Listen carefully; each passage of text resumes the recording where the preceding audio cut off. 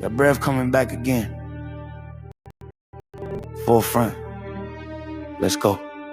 Walk through the valley with silent and grim. Dry bones scattered, no life within. Lost our heritage, forgot our name, but the Most High said, prophesy again. Spoke to the bones, heard the rattling sound. See new in flesh, now they rise from the ground. Breath from the four winds, life restored. Dead nation living by the word of the Lord. They said our hope gone, we cut off, we done. But prophecy said we still chosen ones. Graves opened up, captivity broke. Now we stand as an army when the spirit spoke. From dust to dominion, we waking up fast. Covenant blood, yeah, it's still gonna last. Two sticks joined Judah and a free new night. One king forever under truth and light. Dry bones rise, hear the voice of Yah. From the valley low to the stars so far. Breathe life in us, let the truth revive. We was dead too long, now we back alive. Dry bones rise, no chains can hold. Prophecy written, yeah, must unfold. From the ashes we stand, no compromise. By the word of the Lord. Dry bones. Have mercy on us, oh Lord of all. Look on your people, hear when we call. Lift up your hand on the heathen round. Let them know who you are when judgment sound. Send down your wrath, let the nations fear. Show them your power, make it crystal clear. Like you did in Egypt back in the day. Signs and wonders, let them see your way. Gather the tribes from the ends of earth. Restore the promise, remind us our worth. Give us the leaders that walk in truth. Not wolves in disguise, misguiding the youth. Fill Zion with praise, let Jerusalem shine. Righteousness flowing, divine design. Reward the prophets, fulfill every word. Let the whole world see what they once never heard. I'm a ride. Dry bones rise, hear the voice of Yah. From the valley low to the stars so far. Breathe life in us, let the truth revive. We was dead too long, now we back alive. Dry bones rise, no chains can hold. Prophecy written, yeah, must unfold. From the end we stand, no compromise. Shalom, shalom. What you mean they kicked you? They literally just kicked me out of your live. And as soon as I started tapping the like button, they kicked me. Oh, yeah, that's how they getting down on here? Oh, TikTok. I don't know. I don't even be on here like that, besides posting a video every once in a while. And they still over here messing with me. Wow, that's crazy. Yeah, they kicked me off your. I was like, why they kick me out? And I couldn't find you. And then I happened to go to, like the message part. And then I went back in. I'm like, why they kick me out of his live? They kicked me straight up out of here. Maybe because we gonna talk about Edomites today. Yo, that's the topic of conversation for today. So yeah, they probably don't want you to talk. Yeah. Sheesh. Wow. Yeah, that's probably what it is. Hey, it's all good, fam. It's all love. The censorship is real, but yeah, y'all. as soon as I started tapping the like button, it kicked me straight out of here. It was like, wow. Nah. That's crazy. It said what it did. It said I'm gonna take you to another live that has more likes. You for real? I'm dead serious. I was like, I ain't never seen that before. Wow. Yeah, they kicked me. I came in here to show some love and listening what you was talking about, and then kicked me straight up out here and said, we're gonna take you to a live with more likes. And I was like, what? Man, we just started though. I haven't even been on but here. Guess where they took me to? Where they took you to? They took me to NBC News. NBC News? Yeah, that's control ops. Yeah, that's what it is. I'm like, I ain't even trying to see what they talking about. They filtering anybody talking about Afro-Hebraic topics to mainstream news media. You don't find that suspicious? Yeah, I do. I know they monitoring the accounts. Oh yeah. That's weird. Yes, and they took me straight to NBC News. That's crazy. Yep. NBC, they ain't even talking about what we talking about. But they at all. Normally they try to show you. Normally, if a live ends, they'll try to show you something similar to your content. But no, they took me straight to. Yeah, we. I don't know why. By the ops now. Tickety tock tock tock. TikTok shop is controlled by the ops. Pretty much. Shalom to everybody down in the chat. Shalom. Hey, peace and blessings to y'all. Do me a favor. Give a shout out to Wake Up Yasharala for the people that don't know about it. Oh yes, brother Afiel, he is on episode 17, I believe. It's either 16 or 17. He's on a couple of episodes on Wake Up Yasharala. That is our platform. We are bringing the Holy Scriptures to life through a Hebraic perspective, the original perspective. Shout out to my husband, Hebrew Roots. He's the narrator on this project. He's also the creator of this project that we're doing. Shout out to my big brother, Jay Will. If you don't have him on TikTok, go follow them. He is our sound engineer, and he also plays the voice of the Most High. Brother Forefront here, he is on a few of our episodes. He voices Eleazar, who is Abraham's assistant. He did a great and wonderful job. We actually did an interview with him too. If you guys want to check out our YouTube channel, it is Wake Up Yasharala. Yasharala is spelled Yahsharala. Check us out. We're on all platforms. We're on Spotify, iHeartRadio. We're on Pandora, Apple. We're on Amazon Music. We're literally everywhere that podcasts are being held and hosted. We also have a sister podcast, which is Brew Talk. It's a couple of our segments broken down into kind of, when you're on your morning commute and you just want to listen in to some, some words, some scriptures, some edification. Us over here at Wake Up Yasharala, we do that. You get it from our brother, brother Afiel here. Him and Hebrew Roots, they're gonna do some more stuff. They about to do some other work together. Hebrew Roots and him. All praises to the Most High, because we're gonna get into the scattering of our people and where our people at. Afiel being abroad, he's doing the work and actually doing the footwork and gathering our people from all nations and kindreds and tongues. So all praise to the Most High as we continue to diligently do his work and spread the gospel that Hamashiach has come and he's coming back to save his people. All praises for that. But Wake Up Yasharala. We got merch. We're looking for other voices to voice some of our ancient ancestors in the scriptures. Brother Afiel, we definitely gonna bring him back. We doing work stuff together. So you already know. All praises to the Most High. If anybody's confused as to where they can find that replay where I'm featured on, just go to the community tab on my YouTube page, the Forefront Radio 2.0, and then click on the video there, and you'll see that replay. Just go to the community section on the YouTube page, the Forefront Radio 2.0, and you'll click it, and it'll give you a link going directly to Wake Up Yasharala's page where I'm featured, all right? It's in the community tab, all right? Yes. I'm telling you, it's well worth to go in there and listen what your brother Afiel has put down. And other brews, like-minded individuals who are doing this work for the Most High. As we continue on, we're actually about to enter into the book of Exodus with season 3. And when we get to some of these kings, brother, we need that voice back. Voice of the people, voice of the people of Brown. I'm Jay to see if I can record something and put it up on it. So just hit me up, let me know. All right. Shalom. Thank you. All praises.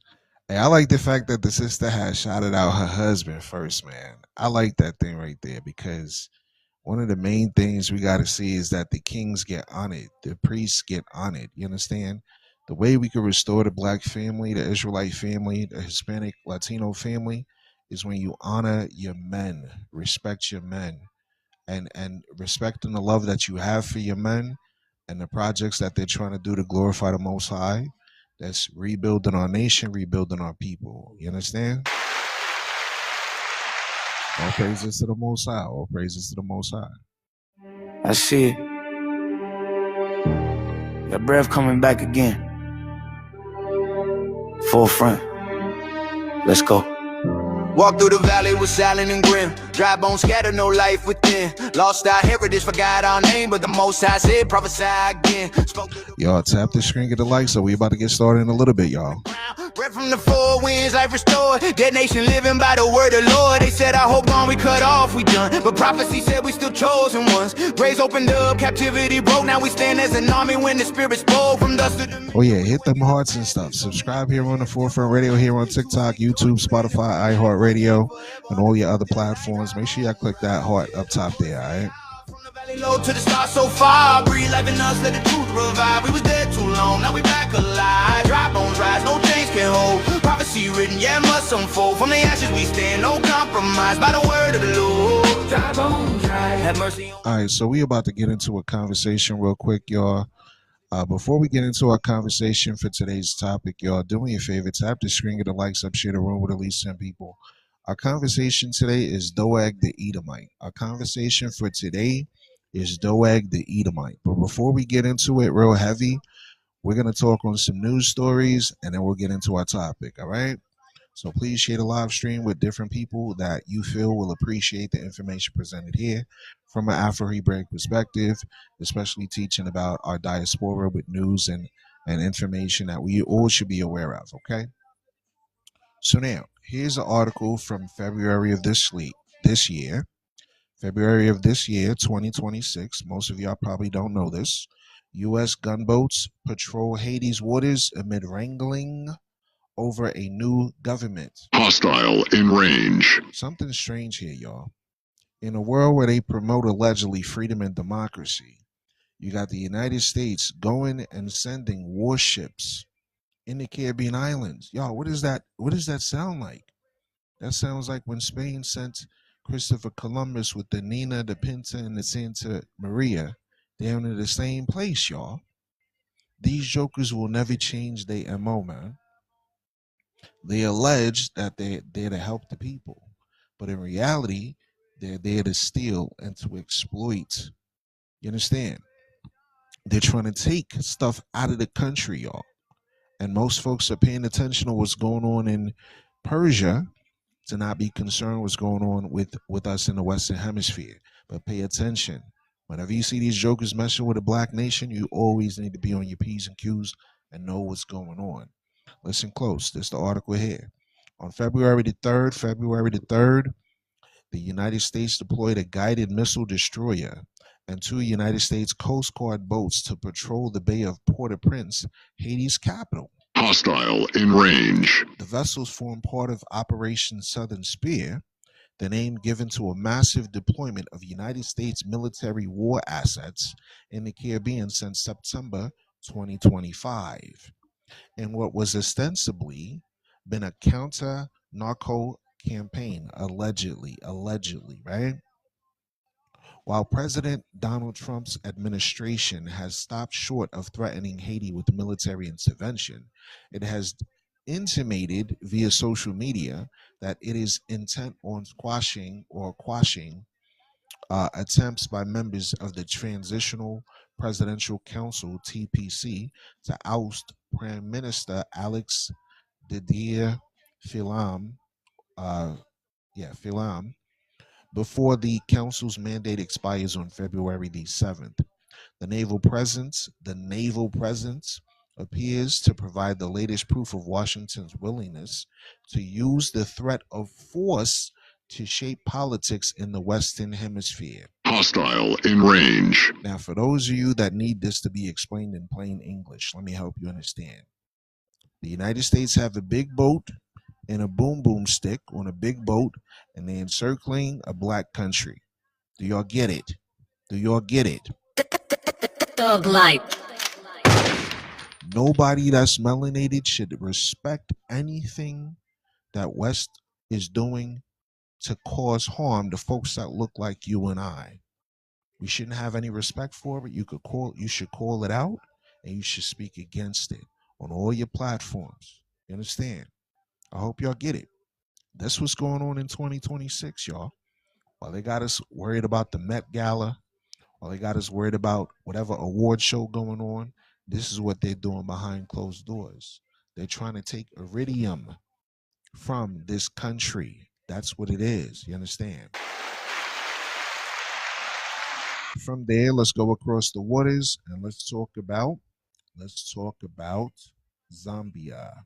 So, March 18th, 2026, you have the United States linked to HIV aid to Zambia's mineral access controversy. Meaning what? Listen to this. The United States Department is reportedly threatening to cut HIV, AIDS, and other disease prevention funding for over 1 million people in Zambia to pressure the country into granting greater access to its minerals. A draft memo prepared for Secretary of State Marco Rubio indicates that the United States intends to demonstrate its priorities by publicly withdrawing support on a massive scale if Zambia does not comply. Yo, if somebody loved you and cared for you so much, if they was your friend, would they threaten to steal your stuff? Steal your stuff. Go and dig into your backyard and steal your stuff and say, I'm not gonna give you no medicine unless you let me dig in your backyard and steal your stuff. What's going on here? What's going on here? You talk about freedom and democracy, but threaten 1 million lives to say we're not going to pay for your medicine. We know for a fact Western civilization has been responsible for doing some egregious stuff. You understand? We know where these plagues come from, right? HIV, AIDS, we know where it comes from. Then they say, okay, after y'all done got this sickness, now we're going to withhold medicine from you, right? Interesting. The Trump administration is considering significant reductions to the Presidential Emergency Plan for AIDS relief called PEPFAR, which currently provides daily HIV treatment to approximately 1.3 million Zambians, as well as funding the tuberculosis and malaria programs that save tens of thousands of lives annually. Okay, so let's say they decide to cut this off. That means almost 1.5 million people left without medication could just expire. Is that freedom and justice for all? Hostile in range. Is that love your neighbor as yourself? Hostile in range. It's coming from a Christian country. I thought America was a Christian country, right? Hostile in range. What's going on here? What's going on here? So now that article was from March, right? So now, just this month, April 29th to be exact, we got an article here where the United States ambassador is set to leave Zambia. So last month, March, right? They said, hey, give us your stuff that we could dig out of the ground or else. Now, the United States ambassador to Zambia hopped on a flight and left Zambia. What do y'all think is going to happen next, huh? Hostile in range. What are your thoughts? What do you think is going to happen? The ambassador that's in the country left the country a month prior. They said, let us take your stuff or else we're going to cut off aid, right? Right. He said it's far from a Christian country. Exactly. You understand? Right? Now the United States ambassador is leaving. And these people in Zambia set up a party for him. Weird. Crazy as hell. United States ambassador to Zambia, Michael Gonzalez, right? Somebody from Spain, right? Is set to leave the country after the 30th of April. Y'all, the 30th of April just passed, right? We're in the month of May now, right? Watch this. Following his recall, Ambassador Gonzalez's departure leaves behind an uncertainty over the United States-Zambia relations. Ambassador Gonzalez is most remembered for his strong stance against what he described as corruption and theft of smugs under the UPND government. The United States Ambassador Public Affairs Office confirmed Ambassador Gonzalez's departure.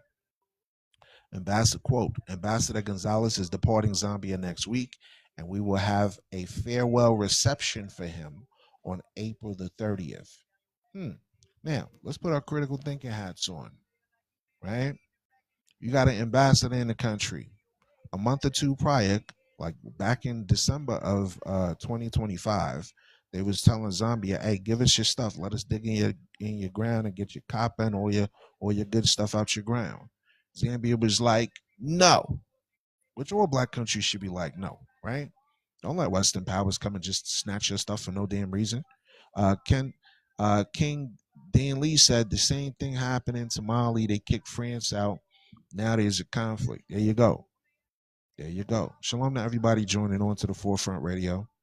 If I didn't get a chance to greet you, I apologize because I'm reading news and information, but I appreciate your listenership. All right. So now it seems to me that there's folks that don't have our best interests at heart. Thank you for joining the fan club. There's folks out here that don't have our best interests at heart. Then they magically disappear when things get hard. You're in a country, you're the ambassador of a country. Now, after the person said, no, you can't take my stuff, you decide to leave. Me, my red flags, my spidey sense start tingling. I'm like, okay, there's going to be some sort of weird stuff that happens in Zambia. Just watch. That's usually the modus operandi of Western culture. You understand? Shalom to everybody joining on. All right. So that's your news headlines for today. Let's get into our topic for today's discussion. All right. Today's discussion, let me turn off the music. Today's discussion is Doeg the Edomite. Once again, today's discussion on the Forefront Radio is Doeg the Edomite. Now, one might say, why is Doeg the Edomite an important topic to talk about? Well, it's the same history of the same people over and over and over. And you will not hear sermons on Doeg the Edomite. You will not hear discussions on Doeg the Edomite. But he's the original snitch. He's the original agent provocateur. You understand? He's the original. Doeg the Edomite is the original agent 007, whatever you want to call it. You understand? So let me ask y'all something. For the 60 plus people that's in the room right now, let me ask y'all a question. All right? Let me ask y'all a question. Have you ever had somebody smile in front of your face, right? Call you their brother, call you their friend. Shalom to everybody joining on, right? And do all the right things in public. Everybody's cool with them. They say, oh, this dude is a good guy, you know? They eat bread at your table, you understand? They chef it up with you, you understand? But the moment you turn your back, you find out that joke is a snake. The moment you turn your back, you find out that person will run straight to the enemy and give everything that they need in order to try to destroy you. Hostile in range. Y'all, have you encountered people, they'll sit down and eat at your table. They'll pretend to be cool with you, but they fake it in a $4 bill. Hostile in range. You understand? This is Doeg the Edomite. Let me read something in the Bible. Let's go to the book of Psalms. Let me show you the parallels in the Bible. Let's go to Psalms. Watch this. We got to always parallel the Bible to current events and history, right? So we can see how people conduct themselves and see how we can parallel and watch out for the snakes. There's a saying that they say, right? Make sure your grass is cut low so you can see when the snakes slither, right? Let's go to Psalms 35. Psalms 35, and we're going to start at verse, let's start at verse 16. Psalms 35, let's start at verse 16. It says, with hypocritical mockers in feasts, they gnashed upon me with their teeth. Let's jump up to verse 11. False witnesses did rise up. They laid to my charge things that I knew not. There's people that will sit at your table. There are people that will see when your kids were born. There are people that will sit at the dinner table with you, but they fake. There's people that will have festivals with you, enjoy celebrations with you, but at the end of the day, they will turn their back on you. And we got to watch these folks, man. Those folks that are not spiritually inclined, these folks that aren't always studying and reading the Bible, these folks that have the spirit of Doeg the Edomite. This is not a modern phenomenon, y'all. This is not a recent invention of the 21st century. Fake people gonna be fake people from Judas Iscariot all the way to 2026, 2027. Folks gonna listen. If they're willing to betray the Son of God, what makes you think they're not willing to betray you? Okay, I'm gonna put you up on game biblically. When we start reading this history, you can say, "Oh, this is in the Bible." Yeah, the original agent provocateur. You understand?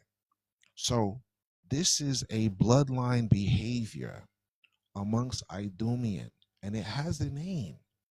It goes back to the name of the people that are in the scriptures known as Doeg the Edomite. That's the name of the person, and that's the name of the discussion we're going to have today. And if you think about how the story ends in 2 Samuel, you're going to have to pay attention to this story as we bring it out, all right? So do me a favor, grab your Bible, grab your pen, grab your paper, grab your notebook, grab something to write down, grab your highlighter. We're going to read this together, this history together, and we're going to talk about it, all right? So let's start our conversation with 1 Samuel chapter 21. Because guess what? Doeg didn't pass away. He evolved.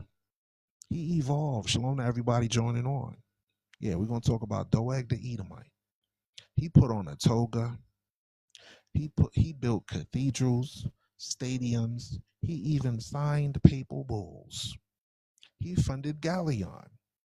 He conquered an entire continent.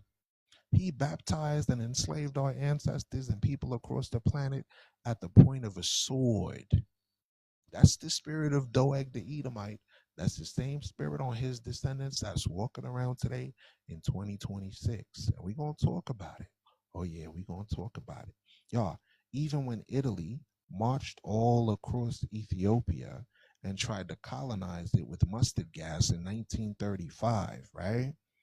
Because over 3,000 years, the sight of a free black populace, the sight of a free African nation still makes him nervous.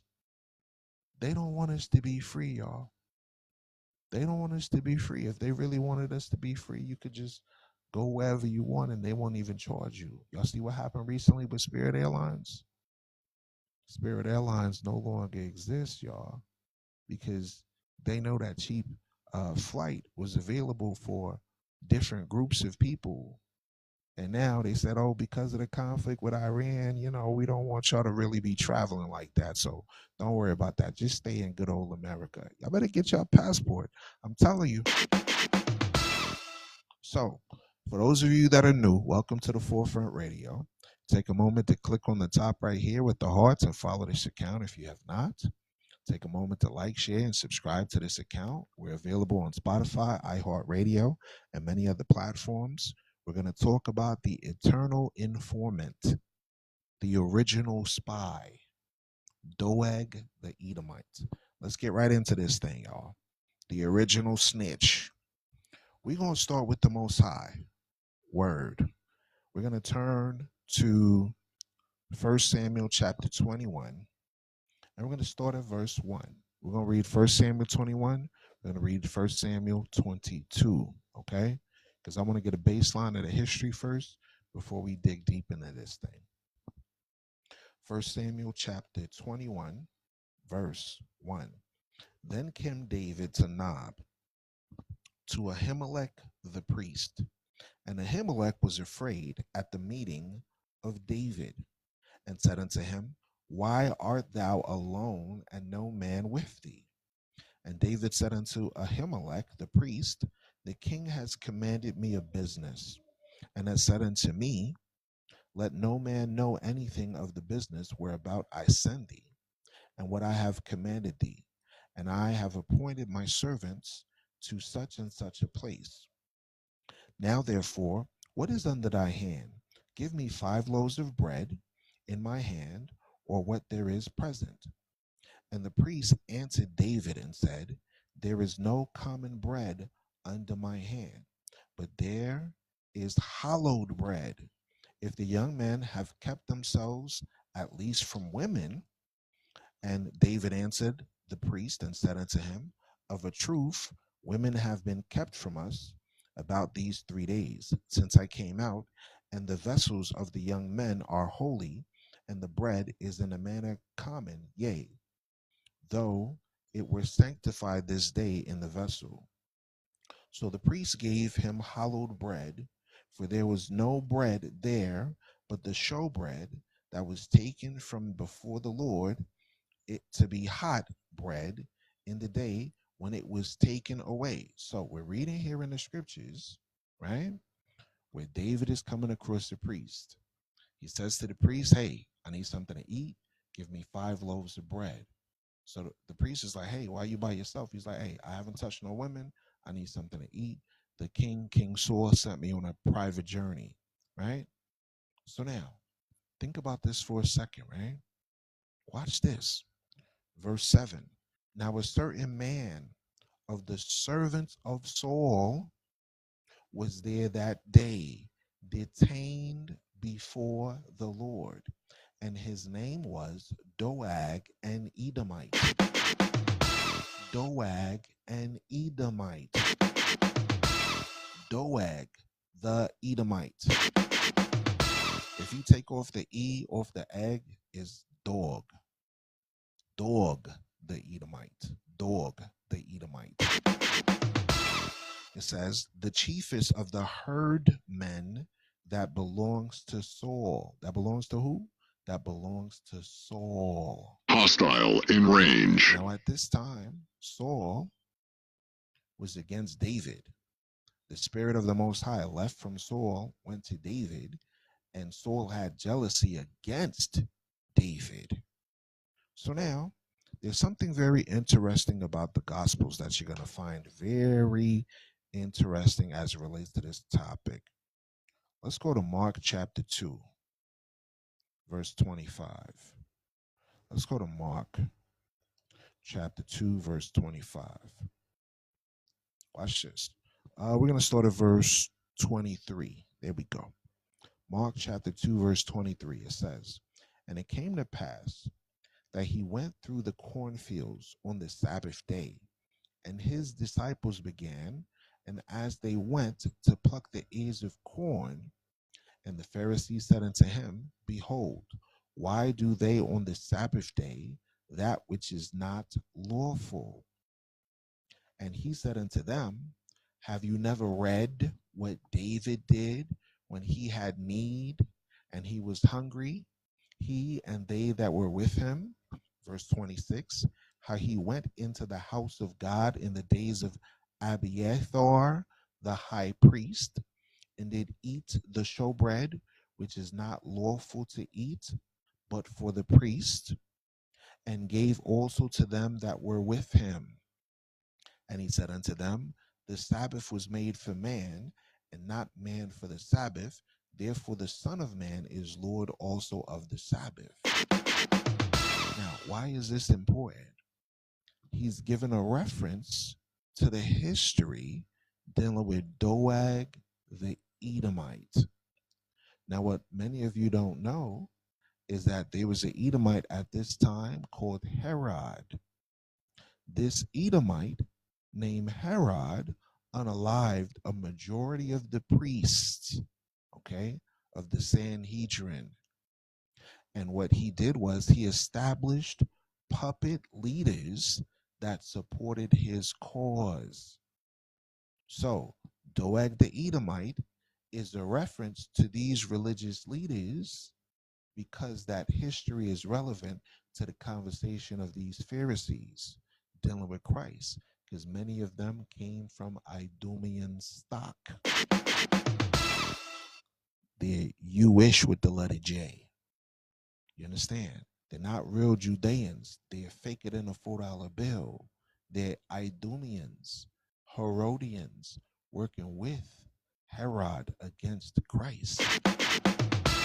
Now, we'll cover that history a little bit later in our conversation, but I want to give you that tidbit before we get deeper into this discussion. You understand? Right. Fake it in a $4 million bill. There you go. You understand? So now let's go back to 1 Samuel chapter 21, verse 7. 1 Samuel chapter 21, verse 7. It says, now a certain man of the servants of Saul was there that day, detained before the Lord, and his name was Doeg the Edomite. Doeg the Edomite. Doeg and Edomite, the chiefest of the herdmen that belonged to Saul. And David said unto Ahimelech, and is there not here under thy hand spear or sword? For I neither have brought my sword nor my weapons with me, because the king's business required haste.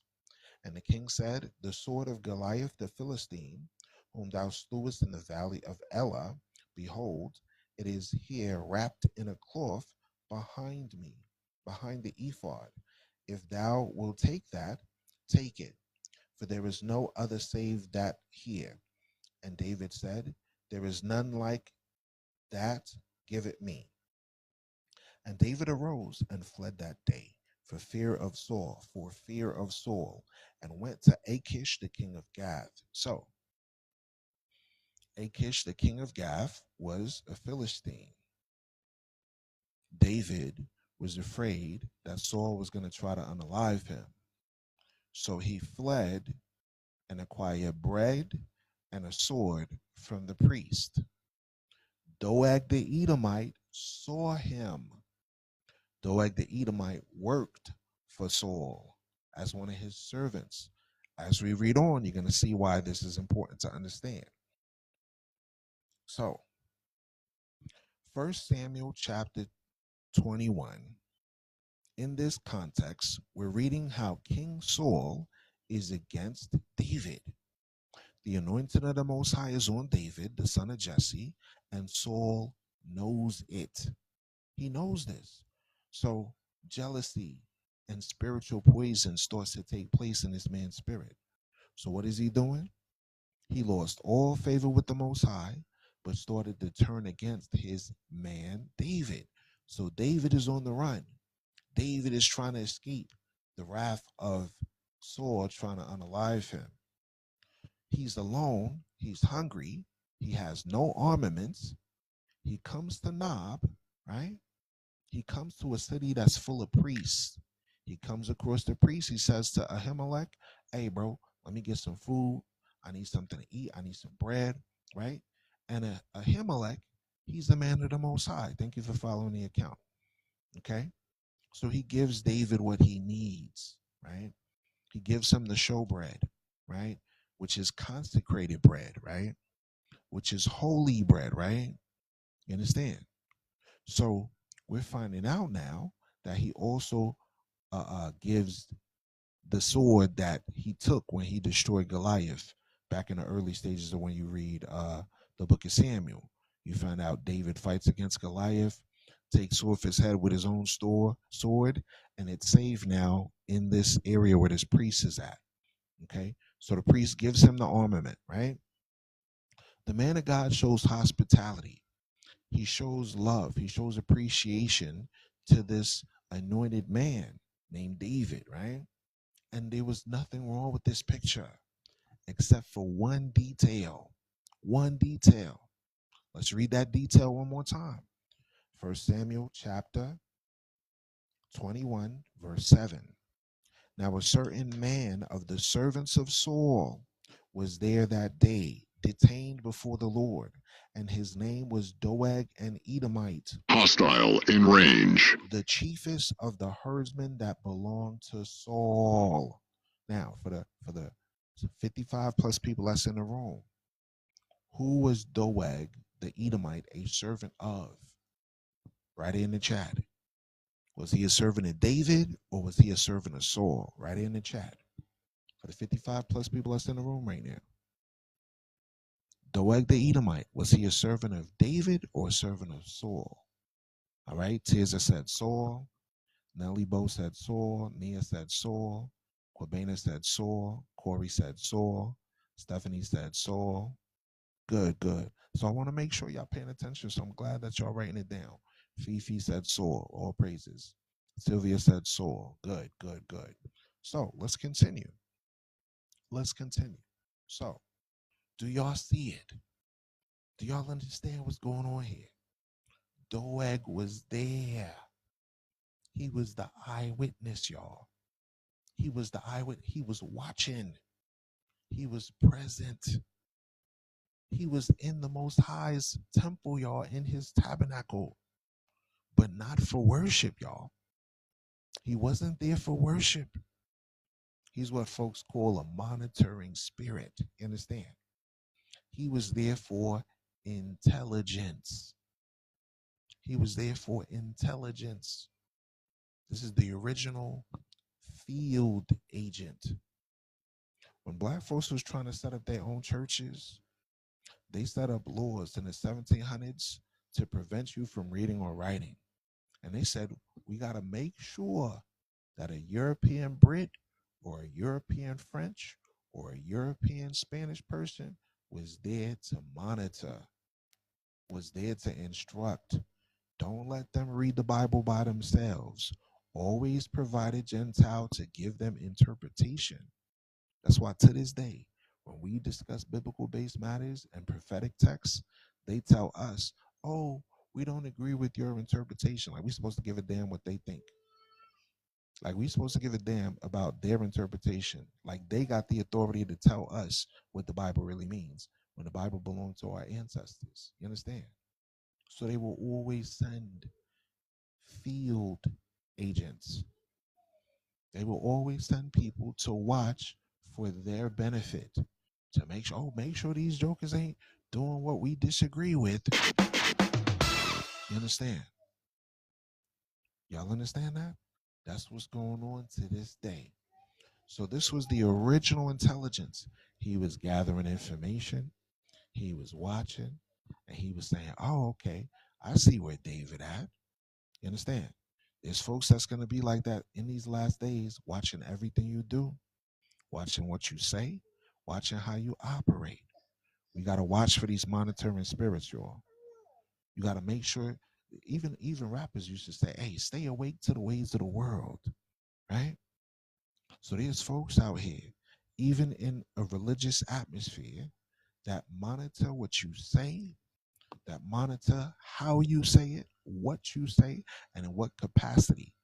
And they try to discern if what you're teaching contradicts with their already established orthodoxy. You understand? Their established orthodoxy is based on paganism and wickedness. You understand? So he wasn't there to worship the Most High, y'all. Watch this. Let me show you something in the Bible. We're going to come back to this chapter here. Let me show you something in the Bible. We're going to go to the law. Let's go to Deuteronomy. I want to show you something.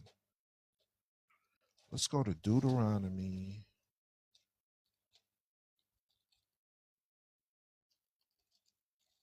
Let's go to Deuteronomy chapter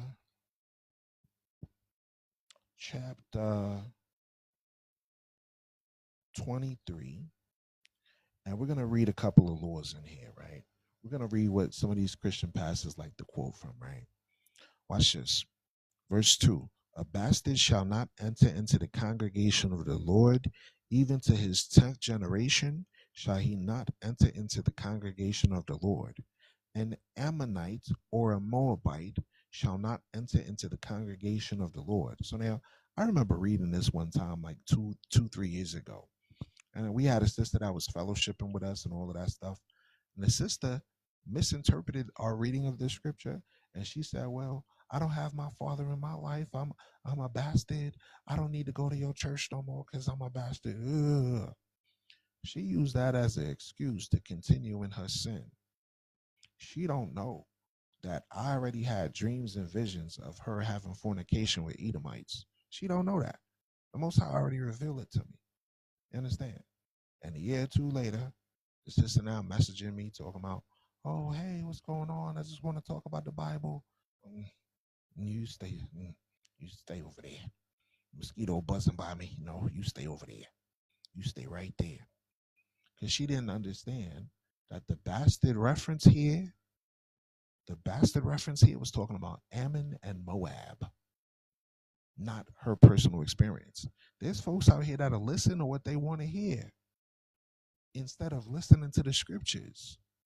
So she left studying and building her spirit because she didn't know that the Bible was talking about Ammon and Moab, which is the progenitors of what you call the Chinese, Koreans, and the Japanese folks. You understand? She left studying the truth of knowing her history, or because of a misunderstanding of scriptures. This is why we always tell y'all, when you first come into this truth of knowing who you are as an Israelite, throw all that Christianity stuff in the trash bin, okay? You cannot put new wine in old skins. You can't come with a churchianity mindset and assume that you're going to know the Bible. You understand? You're going to always take it out of context. That's what they do. Most folks in churchianity read the Bible and they take it out of context. You understand? So you got to put out the old trash that you learned in church and be born again as a brew. Start from scratch. Don't assume you know nothing about the Bible. Be willing to learn. Be willing to acquire new knowledge. That's why I always say, y'all learn more stuff on the Forefront Radio than your entire time going to church. But there's folks that always want to like challenge and argue and debate and all of that stuff. Listen close. An Ammonite or a Moabite shall not enter into the congregation of the Lord. Even to the 10th generation shall they not enter into the congregation of the Lord. Because, now he's going to give you the reason why. Because they met you not with bread and with water in the way when he came forth out of Egypt, and because they hired against thee Balaam, the son of Beor of Pethor of Mesopotamia, to curse thee. So he's telling you straight, hey, these jokers here, they try to put a curse on my people. Don't even let them come into the congregation. Moabite men, Ammonite men. Now, let's read the scripture that a lot of people in churchianity like to read. Verse 7.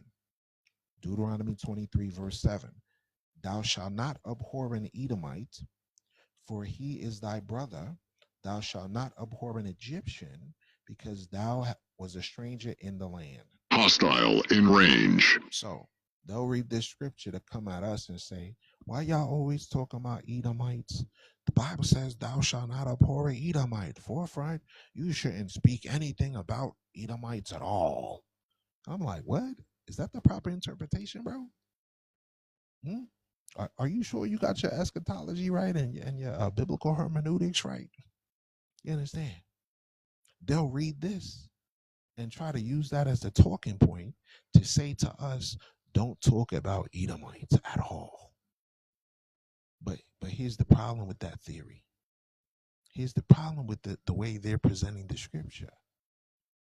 The problem with the way they're presenting the scripture is this is talking about people entering into the congregation. This is not talking about nation state versus nation state, personal situations that occur. This is in the context of going to the temple or the tabernacle for sacrifice and get atonement of your sins. You shouldn't abhor an Egyptian. Notice they never say, hey, don't abhor these Sudanese and these other nationalities that are Nilotic. They never say that. But they focus on Edomites. Why? Because we've been pulling their cord. For centuries, they never said when they was teaching the Bible who the Edomites are. Hostile in range. They didn't care. They don't even care who the lost tribes of Jacob are. Hostile in range. But now that we start reading the Bible and prophecies and explaining it, now they're mad. They're upset. They say, don't talk about, no. The Bible says, thou shalt not abhor an Edomite. So whenever they try to pull that scripture on you, I want you to just read a couple of verses down. Thank you for the gift. I appreciate you. I just want you to read a couple of verses down and ask them a question. Watch this. Let's jump down to verse 15. This is Deuteronomy 23, verse 15. In the same chapter, in the same book, in the same context. Listen close. It says, thou shalt not deliver unto his master the servant which is escaped from his master unto thee. Thou shalt not deliver unto his master the servant which is escaped from his master unto thee. So we're reading here, right? When the Israelites were in power, right, there was a law written down that when a servant fled from their employer, you couldn't come and report them and try to get them locked up or detained and bring them back to their former employer. We were the ones ruling at this time. That's why we have this law here. So if these so-called Christians, these Eurocentric Christians, these Gentile Christians loved us so much, why did they neglect this law right here? Why during colonization, why during oppression, why during slavery and captivity of our ancestors in the West Indies, why did they say, hey, we gonna be the masters, y'all gonna be the servants. If you try to run away, catch them, right? Dismember them, mistreat them, unalive them, scalp them. That's what they was doing to our ancestors, y'all. Hostile in range. So when, the next time they want to read, thou shalt not abhor an Edomite, ask them this right here. Why weren't you keeping this law?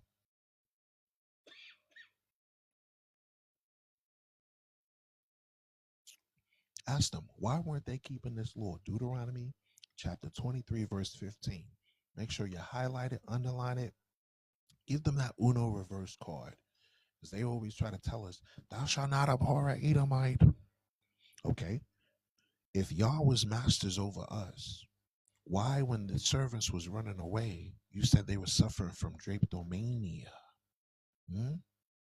Why were you saying they were crazy for trying to gain freedom? Why were you making innocent men, women, and children running away from oppression? Why were you calling them fugitives of justice? You see? Take the Bible and flip it on their behind real quick. I bet you after you read that, they're going to shut the hell up.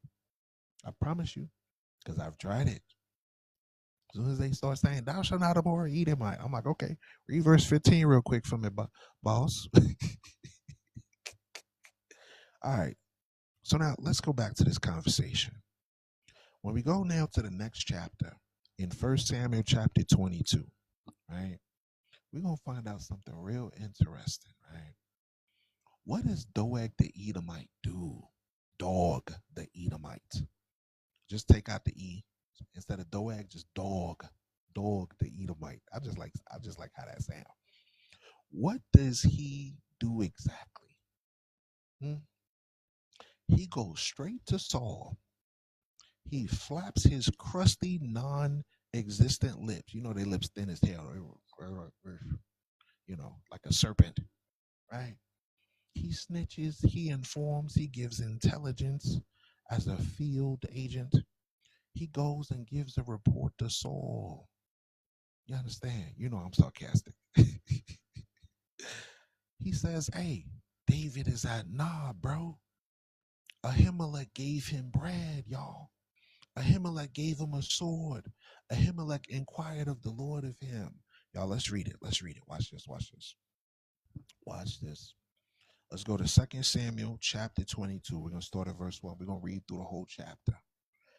Right? Watch this. David therefore departed thence and escaped to the cave Adullam. And when his brethren and all his father's house heard it, they went down thither to him. And every one that was in distress, and everyone that was in debt, everyone that was in debt, everyone that was in debt, and everyone that was discontented gathered themselves unto him, and he became captain over them. And there were with him about 400 men. So King Saul wasn't being a good king. People were disgruntled. People were upset with his leadership, and they all defected to David now. 400 men. Watch this. And David went thence to Mizpah of Moab. And he said unto the king of Moab, let my father and my mother, I pray thee, come forth, and be with you till I know what God will do for me. And he brought them before the king of Moab, and they dwelt with him all the while that David was in the hole. So he was hiding in the cave. He went to the land of Moab. He said, look, my family members, I got some folks that's of the lineage connected to y'all. Moab, y'all remember the story of Ruth and Boaz, right? There was a period of time for 100 years where the Israelites lived in the land of Moab. Ruth, the Moabitess, married Boaz. They had a child named Obed. Obed had a child named Jesse. Jesse had several sons, and one of them was his youngest son, King David. David comes from that lineage. That's the whole reason the whole book of Ruth is in there. Okay? So he's in the land of Moab, where his great grandmama them from. You understand? And some of the Judites that was living there. All right. So let's read on. Watch this. Verse 5. No, verse 4. And he brought them there before the king of Moab, and they dwelt with him all the while that David was in the hole. And the prophet Gad said unto David, abide not in the hole, meaning get up out that cave, bro. A lot of times you try to hide yourself somewhere, and the Most High will send a prophet and say, you need to move somewhere else. You need to make some moves. Don't stay in that hole in the wall. A lot of times we think we're safe in a cave, but Gad the prophet told him, get up out of that hole, move. There was 400 men with him, warriors.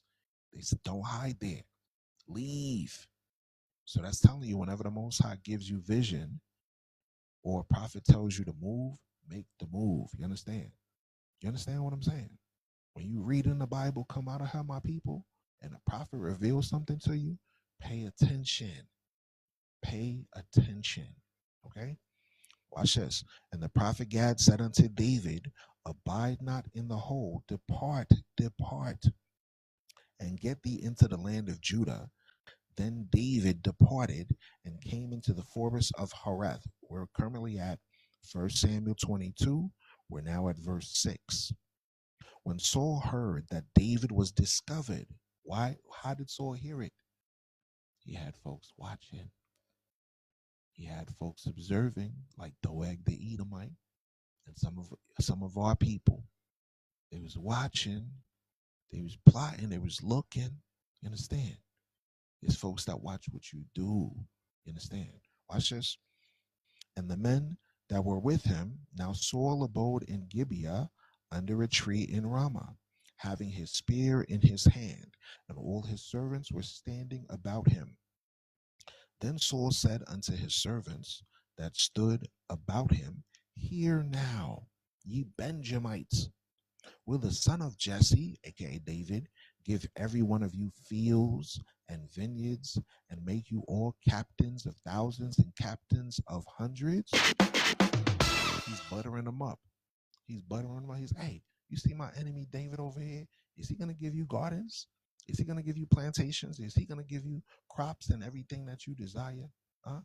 Is he going to make you leaders of the people?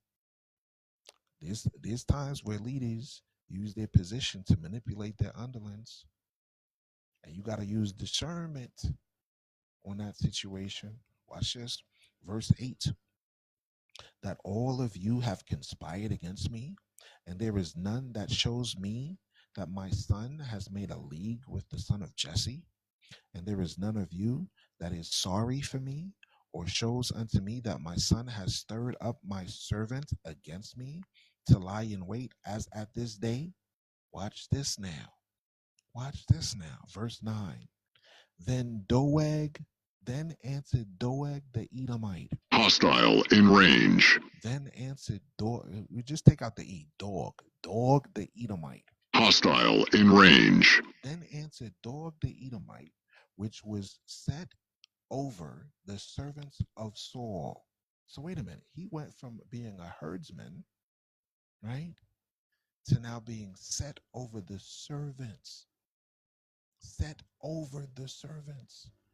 There are times where These jokers will play their card to try to get ahead and advance themselves, not to benefit you, but to benefit themselves.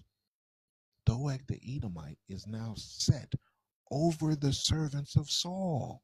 So this dude went from a regular herdsman to now being over the servants, y'all. Talk about field agent. Talk about field agent, agent provocateur. Listen to his answer. Watch this.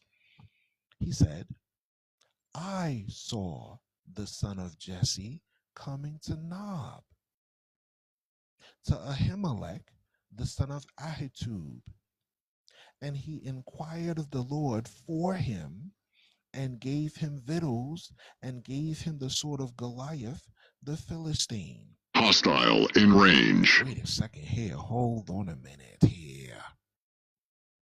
Doeg the Edomite just lied. Nowhere did we read where Ahimelech inquired of the Lord for David. You see, it was strategic for the Israelites to go to the priest, and the king would get counsel from the priest in war strategies, in war tactics. Did we read in 1 Samuel that David did that? No. David came over there. He said, I got a business for the king. I need some food. Give me some food and give me a sword. That's it. And he went on his merry way. Doeg did what? He embellished the story.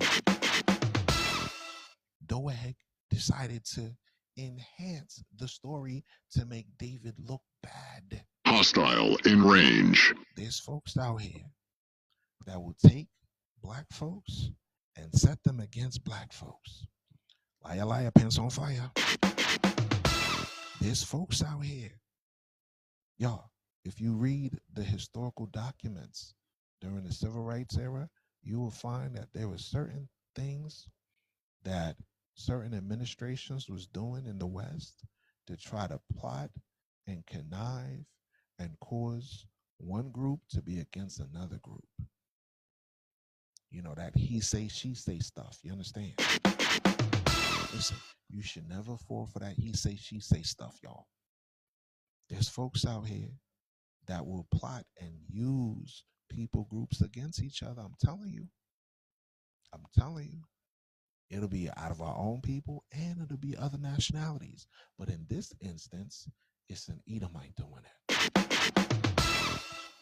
He said, hey, and he inquired of the Lord for him and gave him victuals, meaning food, and gave him a sword of Goliath, the Philistine. Now watch this. What happens next? And this is where I need you to pause and feel the weight of this thing, okay?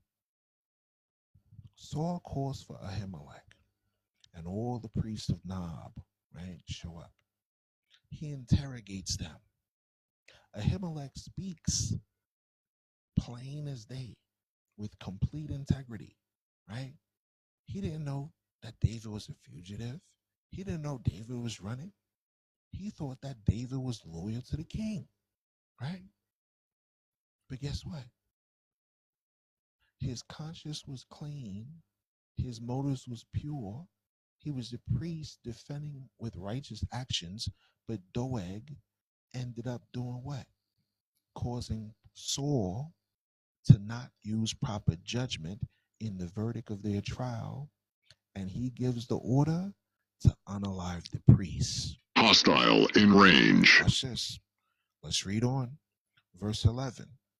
Then the king sent to call Ahimelech the priest, the son of Ahitub, and all his father's house, the priests that were in Nob. And they came all of them to the king. And Saul said, hear now, thou son of Ahitub. And he answered, here am I, my lord. And Saul said unto him, why have you conspired against me, thou and the son of Jesse, aka David, in that thou hast given him bread and a sword, and hast inquired of God for him, that he should rise against me to lie in wait as at this day? So Now, Saul, his mind already twisted based on the intelligence the spy Doeg the Edomites did. Did we read in 1 Samuel chapter 21 that David was plotting against Saul? No. Did we read that the priest went before Yahweh or the Most High for David to try to plot against Saul? No. Shalom to everybody joining on. But Saul now, based on the faulty intelligence of Doeg the Edomite, is now accusing a priest, accusing one of my ancestors, accusing a Levite of doing evil. You understand? When he did not. All he did was give a man food and said, hey, take the same armament that you used to fight Goliath with. Y'all with me so far? Listen close. Verse 14. Then Ahimelech answered the king and said, and who is so faithful among all thy servants as David, which is the king's son-in-law? Meaning what? David was already married to one of Saul's daughters, y'all. Why would he try to play you and he's married to your daughter? So he's explaining this to the king. And goes at thy bidding and is honorable in thine house. Did I then begin to inquire of God for him? Be it far from me. Let not the king impute anything unto his servant, nor to all the house of my father. For thy servant knew nothing of all this, less or more. So he's explaining to him, look, I don't know anything about this. I didn't inquire of the Lord for him against you. Why would I, as a priest, do that, knowing that this man is married to your daughter, Saul? So he came with straight integrity. This priest kept it 100. Understand? Watch this. Watch this. And the king said, thou shalt surely die, Ahimelech, thou and all thy father's house. This man went off the deep end now.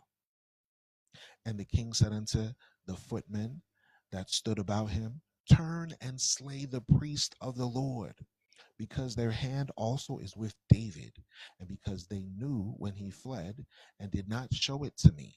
But the servants of the king would not put forth their hands to fall upon the priests of the Lord. It shows you, when somebody gives a bad order and you know it's wrong, don't follow it. There's some of y'all that's in military forces, some of y'all that are in police forces, some of y'all are in the fire department, some of y'all are nurses, some of y'all are dispatchers, some of y'all are in positions of authority over people's lives. Whatever the case may be, whatever field you're in, whether you're a teacher, a lawyer, whatever the case may be, you impact someone in your work environment. Do not let a superior over you, like a manager or a CEO or anybody in a position of power, to make you do something against your integrity. So these men recognized this and they said, hey, the king is telling us to unalive the priest. What the hell? I'm not doing that, bro. No, I don't care if you the president. I don't care if you the pope. I don't care if you the prime minister. The Lord says, thou shalt not kill. That's what the Bible says. So I'm not going to follow your orders. So watch this. Watch this. It says, and the king said unto, verse 17, we're at 1 Samuel 22, verse 17, if you're paying attention. And the king said unto the footmen that stood about him, turn and slay the priests of the Lord, because their hand also is with David, and because they knew when he fled and did not show it to me, but the servants of the king would not put forth their hand to fall upon the priests of the Lord. Verse 18. And the king said to Doeg, Hostile in range. turn thou and fall upon the priest. And Doeg the Edomite turned, and he fell upon the priests and slew on that day 85 persons. Hostile in range. 85 persons that did wear a linen ephod. And now watch this, bro. Watch this, sis. It gets worse. The more we read, you're like, hold up, wait a minute. He didn't just go against the priests. It goes worse. He started to do worse. Watch this. What did Doeg the Edomite do? Verse 19. And Nob, the city of the priests, smote he with the edge of the sword. Smote he with the edge of the sword. Both men and women and children and sucklings and oxen and asses and sheep with the edge of the sword. Y'all, he didn't give a damn about the babies, y'all. He didn't give a damn about the horses, y'all. This man unalive almost everybody in the city, y'all. The whole city of Levite priests, y'all, my ancestors. I'm getting pissed just reading this. You understand? Imagine a servant that was just a herdsman all of a sudden being a field operative for the king. And now he went from herdsman to a field agent to overseer over the servants. And now he's taking out the priests, y'all. The priests and their kids and their families. Y'all, this is what these Edomites do. If you get it, you get it. If you don't, you don't. Y'all, the entire city, y'all. Men, women, nursing infants, y'all. Even the animals. Hostile in range. These jokers ask us, why do we read the Bible?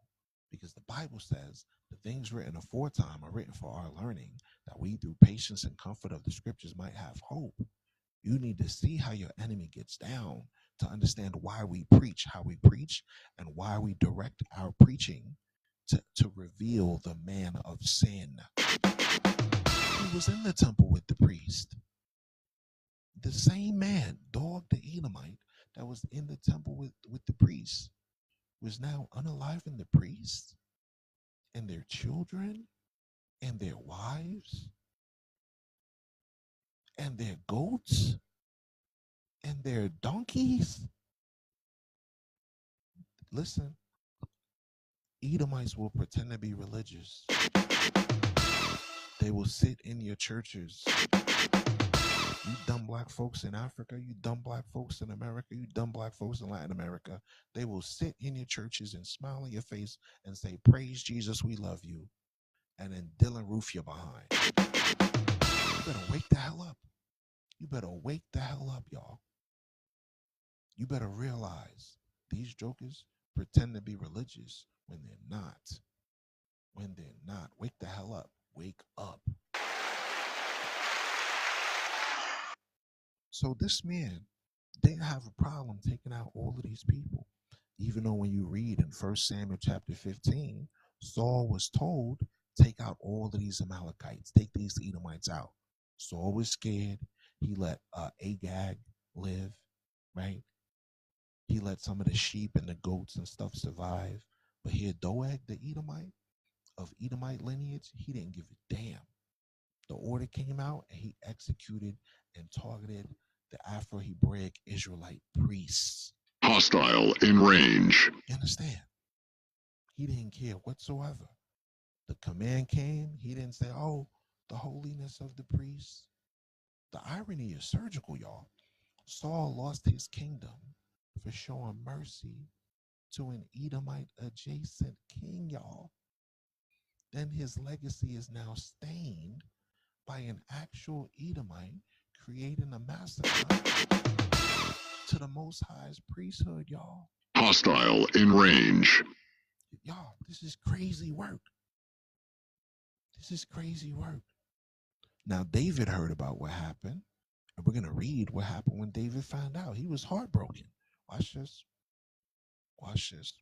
Verse 19. And Nob, the city of the priests, he meaning Doeg, with the edge of the sword, both men and women, children, sucklings, and oxen, and asses and sheep, and with the edge of the sword. And one of the sons of Ahimelech, the son of Ahitub, named Abiathar, escaped, and fled after David. And Abiathar showed David David that Saul had slain the Lord's priests. And David said unto Abiathar, I knew it that day when Doeg the Edomite was there.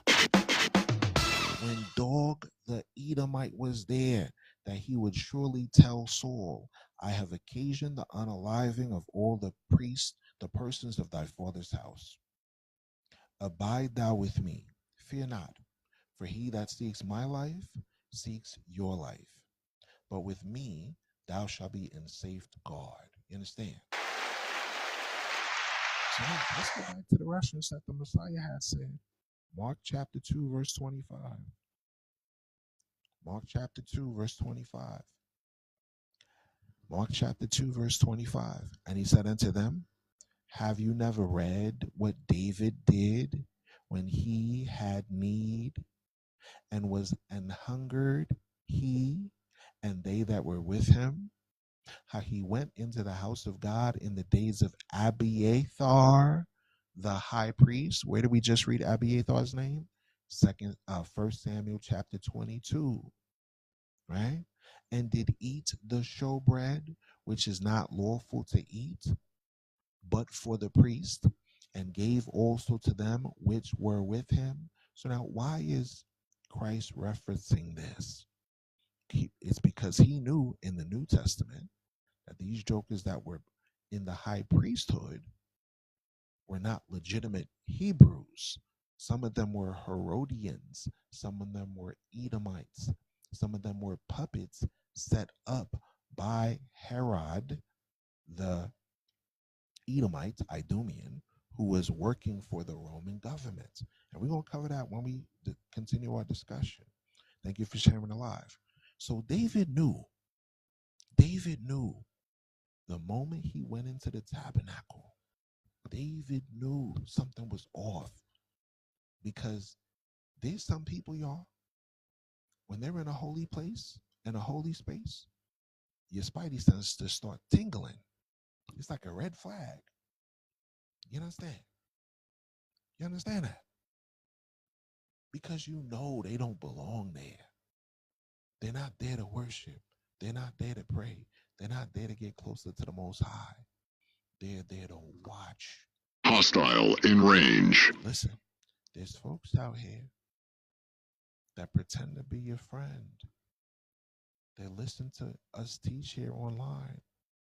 They even may, say, hey, let's contribute to what you're doing here. Let's support your ministry. But we know some of y'all watchers for them folks. We know. The Most High reveal it to us. We're not going to pull your card. We're just going to keep reading the Bible. That's it. We're just going to keep reading the Bible. You see, we know y'all sit amongst us and listen to what we say.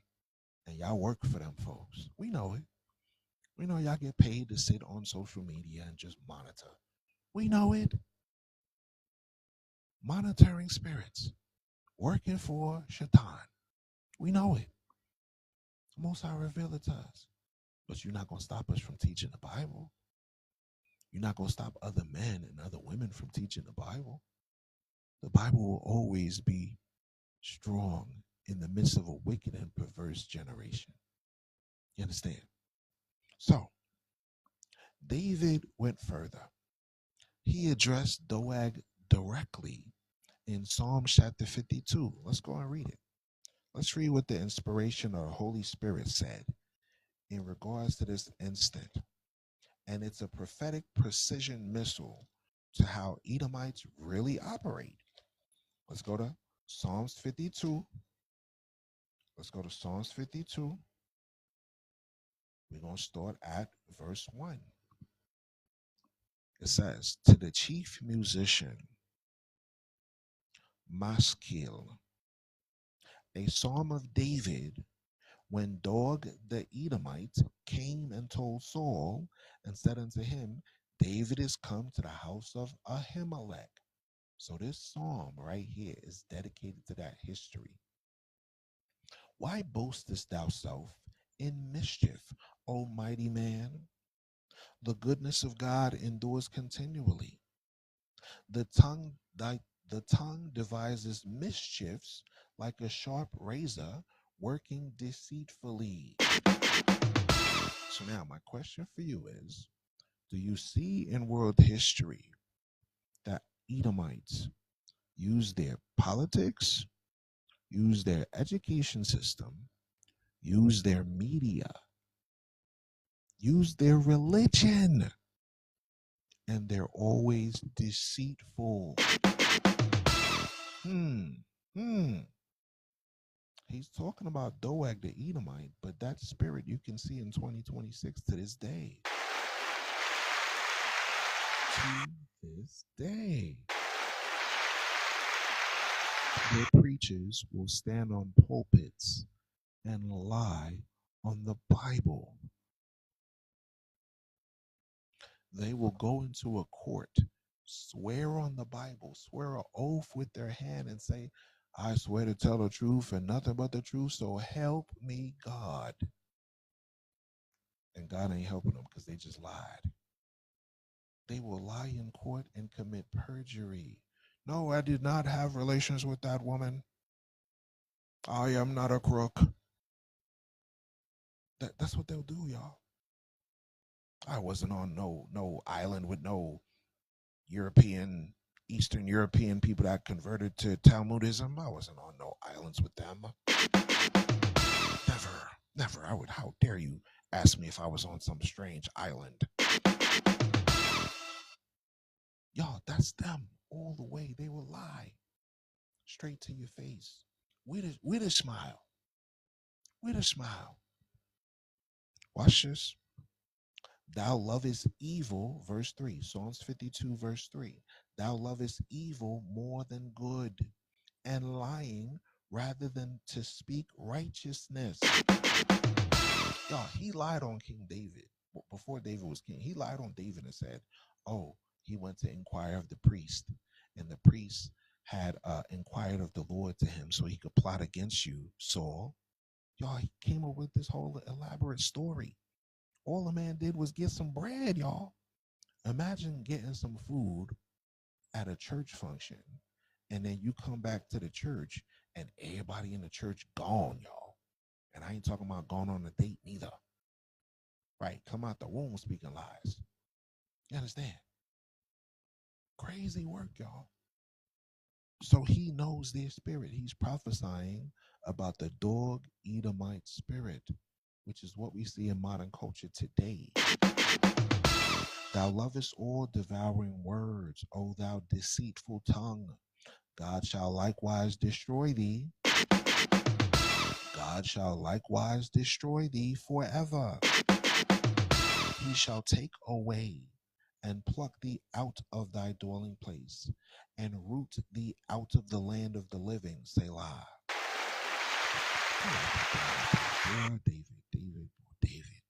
David. This is prophetic text, y'all. He says the Edomites are going to be rooted out, plucked out, destroyed forever. These are the type of discussions your Christian pastor don't want us to read. They don't want you to read that they're going to be destroyed forever. They don't want you to read that. You see, they think we only got the book of Obadiah. We got way more scriptures than the book of Obadiah. Sheesh. All I got to do is read Psalms 52 and just ask questions. Is Western civilization full of deceit? Right? Y for yes and for no. Does Western civilization love evil more than they love good? Right? Y for yes and for no. Does the Bible say God is going to destroy them and they're going to be plucked out They won't have a dwelling place in the land of the living. Say a lot. Is that what the Bible says? That's what the Bible says. It's not my interpretation. It's just what the book says. But folks will get mad at me because I'm reading it. Hostile in range. I like this thing right here. This is in the Bible, y'all. Stay with me. Stay with me. Focus. Focus on what we're about to get into, y'all. Y'all, let's talk about the next segment. Esau's children, the bloodline of the betrayer. Let's get into it, y'all. To understand Doeg, you got to first understand Esau. And to understand Esau, you got to go to the beginning, back to Genesis. Genesis. Let's go to Genesis chapter 25, verse 22. Y'all, this is not about political conflict that started in a secular history book, y'all. This is a covenant conflict that was established in the mama's belly, y'all. Let's go to Genesis chapter 25. Let's start at verse 22. Genesis 25. Let's start at verse 22. And the children struggled together within her. And the children struggled together within her. And she said, if it be so, why am I thus? And she inquired of the Lord. And the Lord said unto her, 2 nations are in thy womb. 2 nations means 2 races, 2 nationalities, 2 ethnic classes are in your womb. 2 manner of people, meaning different people, shall be separated from your bowels. In Genesis, one group was separate from another group from the womb. This is what you call fraternal twins. Separate, meaning 2 different eggs that was fertilized. Not identical twins. Identical twins is when one egg is fertilized and it splits into 2. These are 2 separate eggs. One the egg of Esau, one the egg of Jacob. Shalom to everybody joining on in the room. Y'all understand? Y'all with me so far? Let's read on. Genesis 25, verse 23. And the Lord said unto her, 2 nations are in thy womb, and 2 manner of people shall be separated from thy bowels, and the stronger people shall be, and the one people shall be stronger than the other people, and the elder shall serve the younger. So 2 nations in the womb, Jacob and Esau, Israel and Edom, right? And from the very beginning, even before you got geographical lines, even before history, even before they had names, the Most High declared the nature of the relationship between Esau and Jacob. The elder is destined to serve the younger, which means at some point, the elder would resent and have anger and agitation with that arrangement. And from that resentment comes what? Revenge. That's the spirit of Esau, the spirit of revenge. And from that revenge comes generational patterns of treachery. Follow me, y'all. Follow me.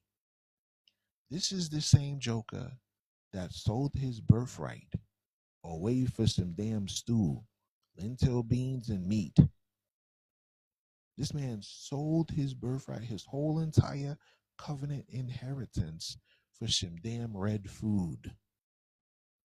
You think if he didn't care about his own inheritance, you think he care about you? The beef stew wasn't even cooked all the damn way. The red lentils pottage with the meat wasn't even cooked all the way. And he still wanted to eat it raw. And he said, what is this? What is this birthright? I don't care about no birthright. I'm about to die. I need something to eat. Help me, brother, help me. He said, all right, okay. So he lost the birthright and he also lost the blessing. Let's read it. Genesis chapter 27, Verse 41. How did Esau feel when he lost both the birthright and the blessing? Let's find out. And Esau hated Jacob. And Esau hated Jacob because of the blessing wherewith his father blessed him. And Esau said in his heart, the days of mourning for my father are at hand. Then will I slay my brother Jacob. Wait a second here. Hostile in range. This dude right here was saying that he wanted to unalive his own family. From the beginning, y'all. From the start, from the get-go in Genesis. This dude was the plotter of all plotters. This dude was worse than Cain. This dude was worse than Cain, y'all. Y'all know the story of Cain and Abel? This dude was waiting and he was strategic. He said, hey, I'm going to wait till my dad go. And when my dad go, I'm going to take out Jacob and his whole people, all of them. This dude went right in the head, man. Now, lineages of people came from this bloodline, y'all. You understand? One second, y'all.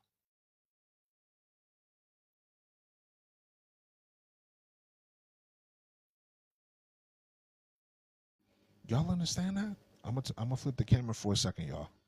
So y'all gonna hear my voice, but you ain't gonna see me for a second. All right. So we're reading here in the Bible about Esau and his lineage. Now, I want y'all to think about this for a second. From the same Edomite nation where Doeg came from is the same lineage of Haman and Herod. The foundational impulse of Esau's bloodline was to delete the covenant heir. And the scriptures tells us something remarkable about this. Esau's hatred wasn't just personal, y'all. It was prophetically inherited. Y'all, his descendants carried it forward. Do me a favor, y'all, tap the screen, get the likes up, share the room with at least 10 people. Now, when we was coming out of Egypt, was the Edomites nice to us? Yes or no? Y for yes and for no. For the 60 plus people that's in the room right now, when we was coming out of Egypt, was the Edomites nice to us? Yes or no? Let's see what everybody say. All right. Nelly Bo said no.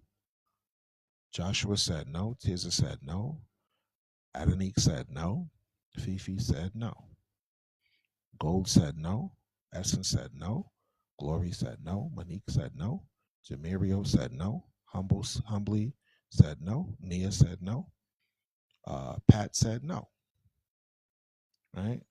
BLK Tribe said no. Sylvia said no.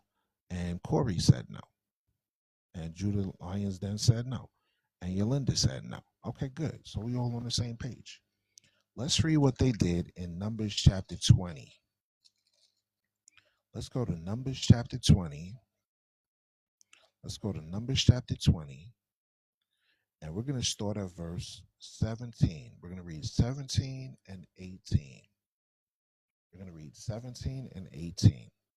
It says, let us pass, I pray thee, through thy country.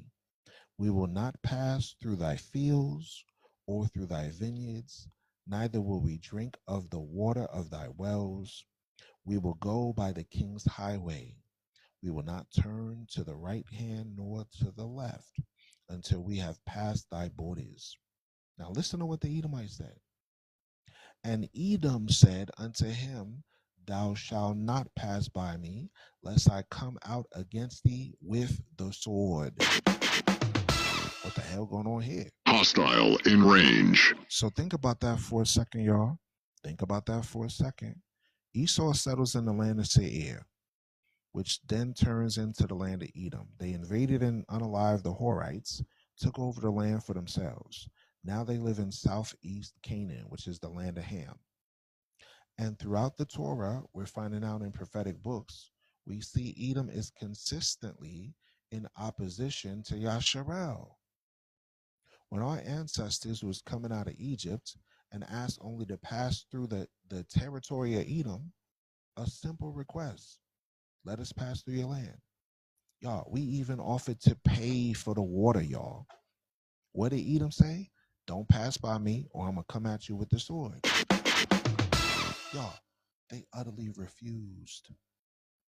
And the sword threat was included, y'all. The sword threat was included. Didn't Edom block us off when the Babylonians invaded? Yeah, we're gonna read that too. I'm glad you mentioned that. Y'all, that's the very next verse I'm gonna read. You in the spirit. Y'all, it escalated and it was so bad.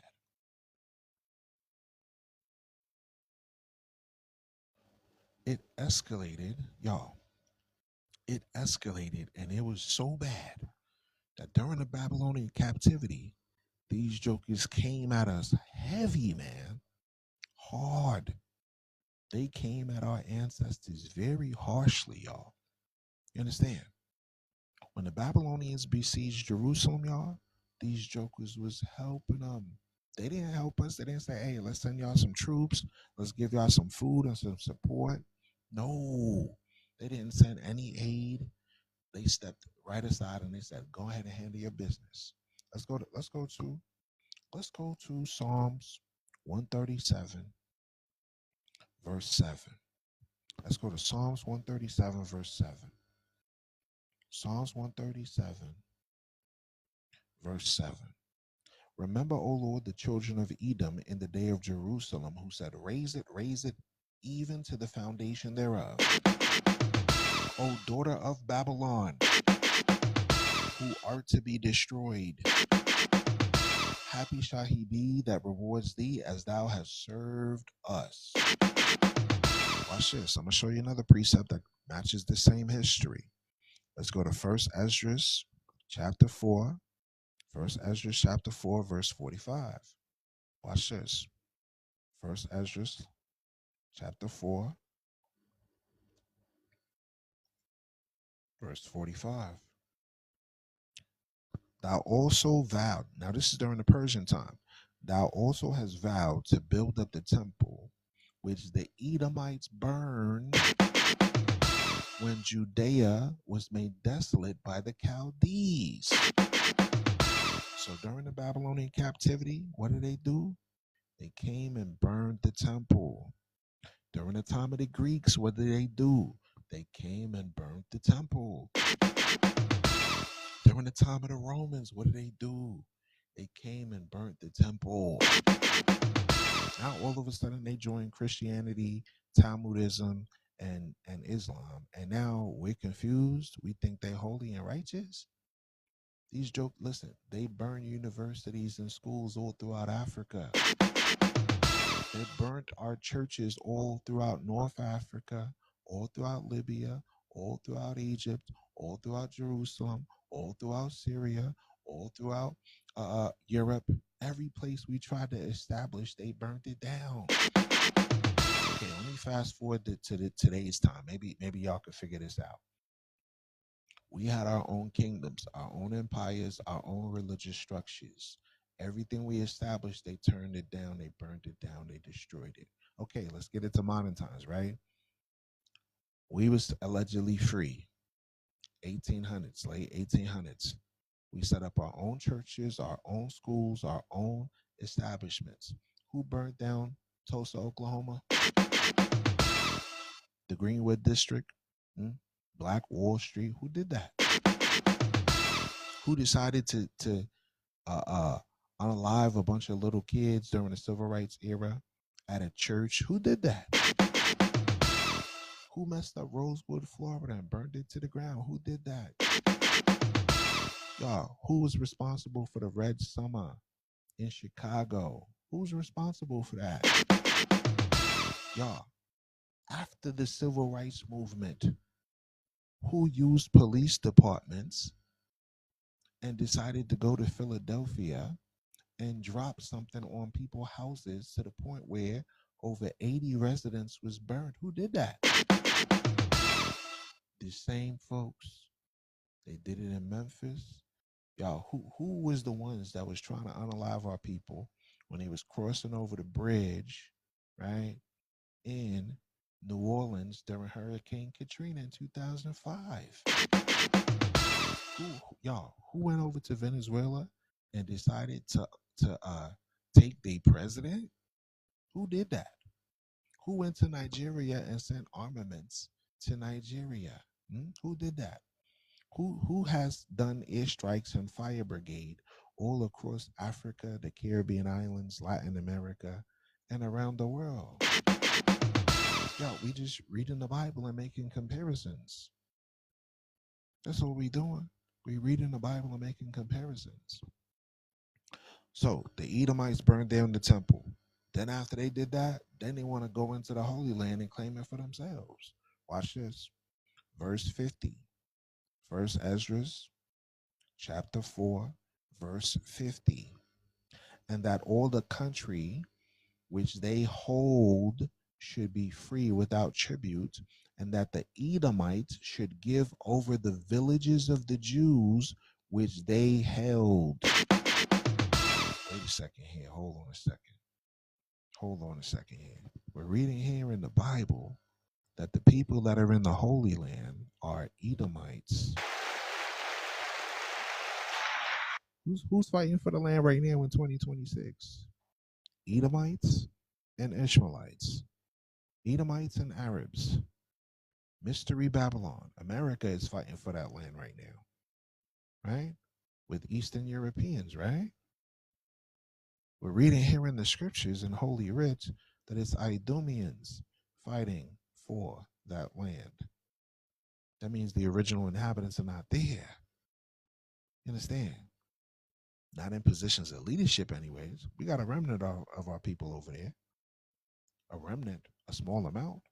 But the majority of the people that's ruling over that land right now, according to the Bible, are Edomites and Ishmaelites and Moabites. The whole Psalms 83 brigade. So now why is this important? These jokers said to tear down the foundation. That's what Edom shouted during the siege of Jerusalem. Not, oh, this is terrible. Not, oh, this is horrendous. How dare you? They didn't say none of that, y'all. They didn't say any of that. Y'all, they cheered. They applauded. When our people was destroyed, they rejoiced. Do y'all understand the magnitude of that thing? These folks don't care about religion. They will step on us and step on us and step on us with no reservations. And then tell you, I have the love of Jesus, when they don't. And then when we bring it out and talk about the history of what they did over the centuries, they feel as though we have some sort of personal vendetta against them. We don't got no personal vendetta. That's what you did. That's what your ancestors did. You mad because we're bringing it out? Hostile in range. Yeah, they get mad. The prophet Obadiah got their card. The prophet Obadiah describes exactly how they conducted themselves. Let's read it. Obadiah chapter 1, verse 10 to 12. He pulled their Uno reverse card real quick when they behind too. Right. You tell them what they doing and they talk about you got a grace problem. Drop the letter G. Watch this. Obadiah chapter 1 verse 10. Obadiah chapter 1 verse 10. Obadiah chapter 1 verse 10. Hold on a second.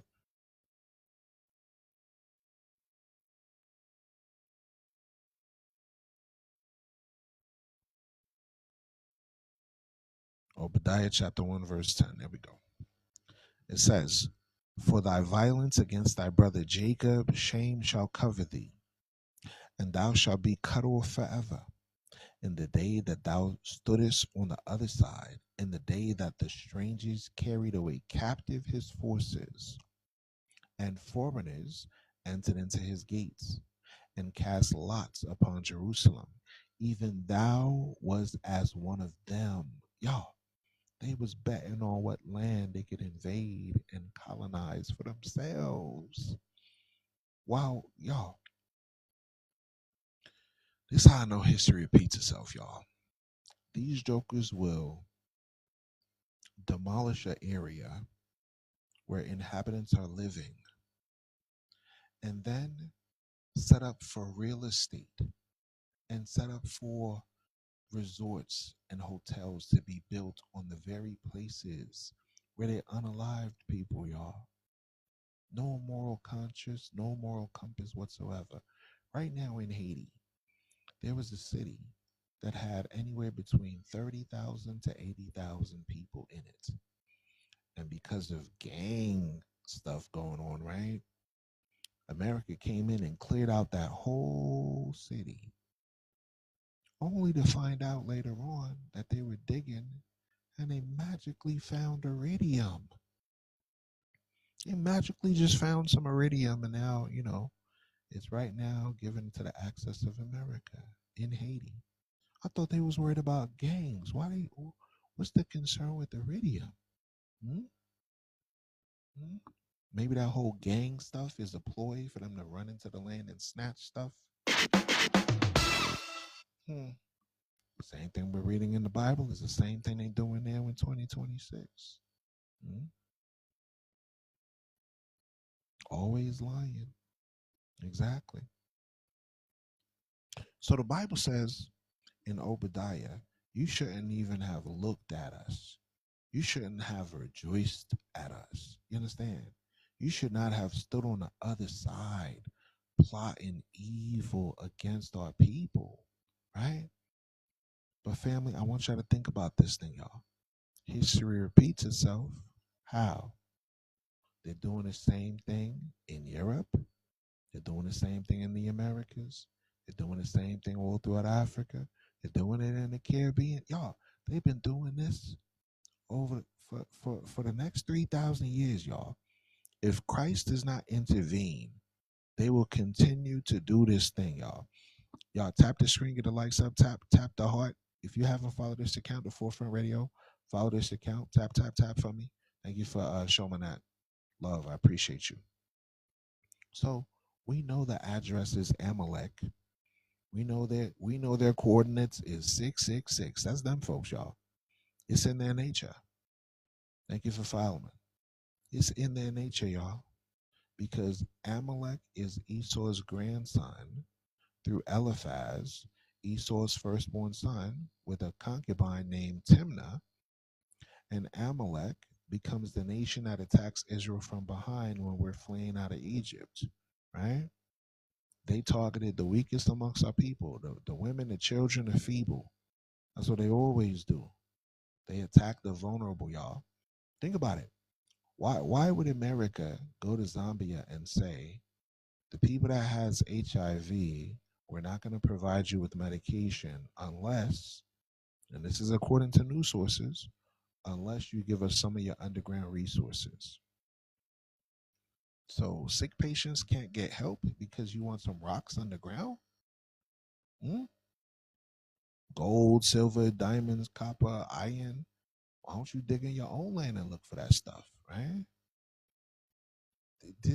Think about that for a second, y'all. Imagine somebody refusing to assist you with medical care services because they want to dig in the ground. And millions of people could be impacted and pass away because of that situation, y'all. This tells us to never rely on someone that's shown themselves to be what? An enemy. Your enemy ain't going to take care of you. They're showing you that they're your enemy. Let's read what God feels about the Amalekites and the Edomites. Let's go to Exodus chapter 17, verse 16. Let's go to Exodus chapter 17. We're just reading the Bible, y'all. That's it. Exodus chapter 17, verse 16. It says, for he said, who said it? God said it. Because the Lord has sworn that the Lord will have war with Amalek from generation to generation. So now let's connect the dots. The Amalekites were the ones that Saul was fighting against. Doeg the Edomite is connected to that ancestry of Esau. Haman was called a Macedonian and an Amalekite, an Agagite. Haman was forefather to the same folks that were called Macedonians, aka Alexander the Greek, from the land of Kittim, who invaded Kittim and colonized Kittim, right? Called himself a Macedonian Greek. They said he's the greatest war general whatsoever. Then the Greco-Roman Empire came forth. You had Herod the Edomite in the Greco-Roman Empire. He unalived the priests and installed puppets in his government structure. In a black country, it was a bunch of Europeans, Romans, and Greeks ruling over the people, y'all. In a black country. You understand? Watch this, watch this. God said he was going to be at war with them forever. Generation to generation. Generation to generation. Meaning, this is not resolved yet, y'all. It's going to take divine intervention to deal with this type of spirit. Because this type of spirit, this Doeg the Edomite spirit, they dealing on the left side, if you understand what I'm saying. God got to intervene, y'all. God got to pull that Uno reverse card on real bad. So now, let's examine this for a second. These are ongoing spiritual and historical conflict. And the Most High declared that it's going to go on and continue until the matter is settled. Who are we to try to intervene and say, no, let's just invite them to the cookout? God, you ain't got to be mad at them no more. God, be kind to them. No. A lot of black folks, Hispanic folks, Latino folks suffering from Stockholm Syndrome.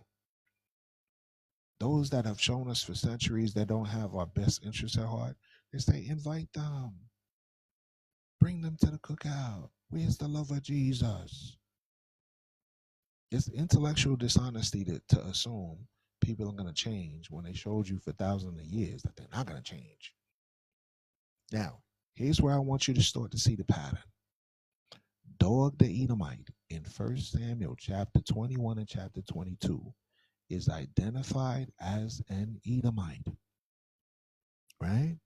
He operates as a spy for the king in the house of the king. He's a man of influence, a man with access, right? And he uses it to facilitate unaliving the covenant people and the community leadership, aka the priest. So, fast forward about 800 years or so, right? We arrive in the Persian Empire. Now you got a guy named Haman. And Haman, in the book of Esther, they give his lineage. They identify him as an Agagite, right? Agag was the king of the Amalekites in 1 Samuel chapter 15, right? So the people the Most High declared to have perpetual war against, which means Haman and his lineage, which means the Greeks, the Romans, the Europeans, Americans, Canadians, Argentinians, Australians, New Zealanders. These all derive from the same colonization group. I'm trying to use my words carefully. God said he's going to have a perpetual war against them, right? Haman was an enemy of the ancient Israelites, our ancestors. He infiltrated Persia, and this Idumean literally is the same lineage as Alexander the Greek. Y'all, what does Haman do? If you're familiar with the history, He's elevated to the highest position in the Persian court, right? Yeah, remember the story of Esther? He's the king's right hand man. He got the king's ring on his hand and everything. He got the king authority. And what does he decide to do? Does he go to church? Does he say, let me praise the Most High God of Israel? No. He tries to annihilate all our people, y'all. He tries to get state sanctioned unaliving and annihilation to take place, y'all. You understand? Hostile in range. Somebody saying, is the live frozen? Y'all, is the live working for y'all? Tap the screen, get the lights up, share the room with at least 10 people. Let me get a one in the chat if the audio is working good. Is the audio working good for y'all? Can y'all see everything with no problem? Live works for you, one? Okay, cool. Just making sure. Let's go to Esther chapter 3, verse 8 and 9. Because remember, David was a prophet, and he talked about how Doeg the Edomite was a liar, right? Doeg the Edomite had a deceitful tongue. Now let's see if Haman, aka the Macedonian, aka the Agagite, aka the Amalekite, aka the Edomite, had the same type of spirit. Let's go to Esther chapter 3. Let's read verse 8 and verse 9. And it reads, and Haman said to King Ahasuerus, Ahasuerus is Artaxerxes, there was a certain people scattered abroad, dispersed among the people in all the provinces of thy kingdom, and their laws are diverse from all people. Hold on a second. So Haman was against diversity. Let me say it again for the kids in the back. Haman was against diversity. Hostile in range. Is there a movement in Western civilization right now in 2026 where they're against diversity? Let's put our critical thinking hats, y'all. Haman was against diversity. We got folks today in 2026 that are against diversity. Who's that? I wonder. Put a Y in the chat for yes, put an N in the chat for no. Are there folks that are showing us that they're against diversity? Yes or no? Are there folks that are against the specific people that are scattered, displaced, a diaspora? Are they against our diaspora? Y'all, why is it everybody that they're trying to deport out of the country looks like this demographic here? Even though the so-called West Indians was there before they came and crawled their way out of Europe. It's weird. Folks from Spain, Britain, and Portugal trying to excise anybody that don't look like them. I don't see massive amounts of Europeans being deported. Have you? Have you seen boatloads and airplane loads of Eastern Europeans, Western Europeans going back to Europe? Yo, it's a sham. Immigration policy is a sham. It's a scam. It's a scam. Because if they really cared about that immigration stuff, they would send their folks back first. You understand? Watch this. How did this man describe the people? How did Haman talk about the people? Was it favorable or unfavorable? Verse 8, neither keep they the king's laws. Therefore it is not for the king's profit to suffer them. If it please the king, let it be written that they may be destroyed. And I will pay 10,000 talents of silver to the hands of those that have the charge of the business to bring it to the king's treasuries. This man wanted to pay money to take our people out. And I ain't talking about a date either. I ain't talking about going out for dinner or watching a concert or a movie. Haman, the Macedonian, Haman, the Amalekite, Haman, the Grecian, Haman, the European, wanted to impact the Afro-Hebraic community. I'm saying it like this for a reason so folks could pay attention. You understand? So he said there's a certain people that's scattered, that's displaced, diverse, different, dispersed. That language, y'all, it seems real familiar. This echoes medieval Europe, y'all, through the Inquisition. Some of y'all need to research the history of the Inquisition to realize there was black folks that was being persecuted by the Inquisition, but they don't talk about that. Prior to the Transatlantic War, it was our people that was fighting wars with them folks, and them folks was doing all of that, putting people on ship stuff under the authority of the church. You understand?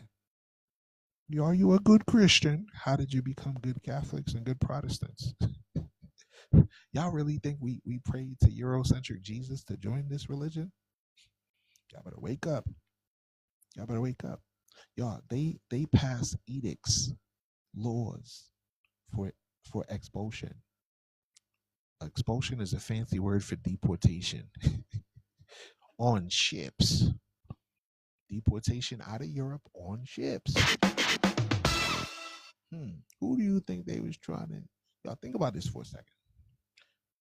Melanated people are indigenous to Africa. Melanated people are indigenous to Asia. Melanated people are indigenous to the Western Hemisphere, right? North, Central, and South America. You see melanated people everywhere. But for some strange reason, Europe, that small little peninsula-looking thing, ain't a lot of black folks there. Why is that? Why do they say they got an immigration problem? They're not y'all, them folks is not the original people of Europe either, y'all. They invaded as the Romans, as the Greeks, as Germania, as Franca, right? As Britannia, y'all, they invaded and colonized all these areas, y'all. And little by little, century after century, they were excising us out. That's some history they don't teach you in Black History Month, y'all. Y'all, let's talk about the colonial charters, right? That they codified, right? Charters that they wrote down to dehumanize anyone of Afro-Hebraic lineage, right? The Hebrew people, the Israelite people, the Afro-Hebraic community that was scattered across 3 continents. They passed laws to denigrate us, y'all. You understand? They passed laws, y'all. They said there's a certain people who are different, who do not belong, right? Who are a threat to the established order, right? This is the oldest trick in the book, y'all. This is the oldest dehumanizing playbook recorded in history. Now, some scholars, right? And I want to give a secondary source here, right? Because I'm going to give you some scripture, but folks want to deny these texts that we're about to read. I'm going to give you a scripture, and then I'm going to pull it out from a secondary source. Let's go to the rest of Esther. The rest of Esther in the Apocrypha. I'm going to show you something. I'm going to show you something. The rest of Esther in the Apocrypha. We're going to go to chapter 16, and we're going to read verse 10. This is in the Apocrypha, okay? King James Version Apocrypha. Pay attention. It says, for Haman a Macedonian, For Haman, a Macedonian. For Haman, a Macedonian, the son of Amadatha. So now, what lineage was Haman called? Write it in the chat. For the 60 plus people that's in the room, what lineage was Haman called in Esther chapter 16, verse 10?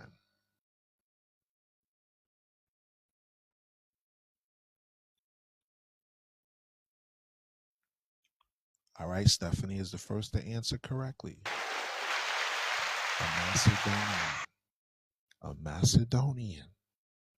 A Macedonian. A Macedonian. Now, watch this. Let's go to First Maccabees, chapter 1, verse 1. First Maccabees, chapter 1, verse 1. It says, and it happened after Alexander, son of Philip, the Macedonian, who came out of the land of Kittim, had smoten Darius, king of the Persians and the Medes, that he reigned in his stead the first over Greece. So Alexander the Grecian, what was he called? Just read it again. It says, and it happened after that Alexander, son of Philip, the Macedonian. So for the 60 plus people that's in the room, what lineage is Alexander the Greek? What is he called? What is Alexander the Greek called? A Macedonian. Ding, ding, ding, ding, ding, ding, ding. Let's go back. Esther chapter 16, verse 10. For Haman, a Macedonian. For Haman, a Macedonian. Now let's go to Esther chapter 12, verse 6. Howbeit Haman, the son of Amadatha, the Agagites. The Agagites. So now he's being called a descendant of Agag. A descendant of Agag. So he's called a Macedonian, and he's called a descendant of Agag. Who is Agag? Let's go to 1 Samuel. Let's go to 1 Samuel chapter 15. And we're going to read verse 8. It says, and he took Agag, the king of the Amalekites. Agag, the king of the Amalekites. So Haman is called an Agagite. Agag was king over the Amalekites. Now we got to find out who are the Amalekites. Watch this. Let's go to Genesis chapter 36. Genesis chapter 36, verse 8. Thus dwelt Esau in Mount Seir. Esau is Edom. And these are the generations of Esau, the father of the Edomites, in Mount Seir.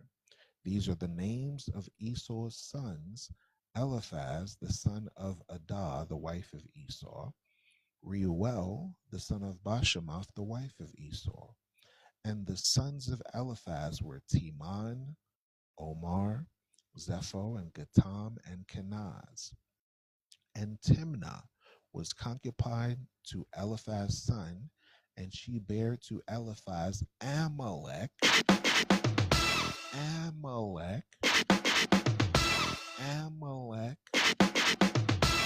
Wait a second here. These were the sons of Adah, Esau's wife. Now let's put 2 and 2 together. A squared plus B squared equals C squared. If Haman is called a Macedonian, if Haman is an Agagite, if the Agagites come from the Amalekites, and the Amalekites are Edomites, then this same Haman that's a Macedonian, this same Alexander who is a Macedonian, are connected as what lineage? Edomites. So the founder of the Greco-Roman world, the colonizer of all colonizers through military stratagem and oppression, is an Edomite. Now, what group of people, every time you watch History Channel, loves to say that Alexander the Great is their ancestor? Let's put two and two together, y'all. Hostile in range. What group of people walk around and saying, hey, Alexander the Greeks and the Romans are the dawn of Western civilization? All right?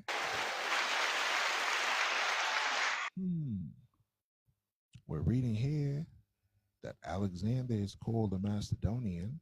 Haman, that was trying to unalive all the Hebrews, were Macedonians. And now we're finding out that they're descendants of Esau, Edom. You got folks out here that don't like to read the Bible that tell you that these are Arabs, that these are Israelites.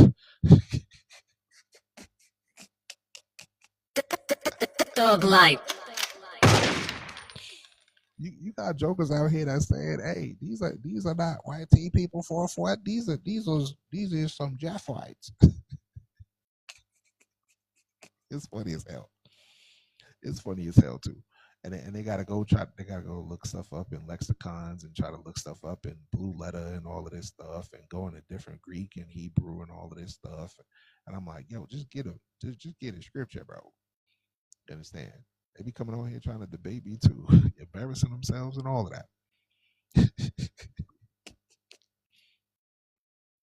So now that we read it out of the Bible, I'm gonna give you all a secondary source now. Okay, here's the secondary source. All right, there's a great historian by the name of Josephus. Everybody write it in the chat. Jose,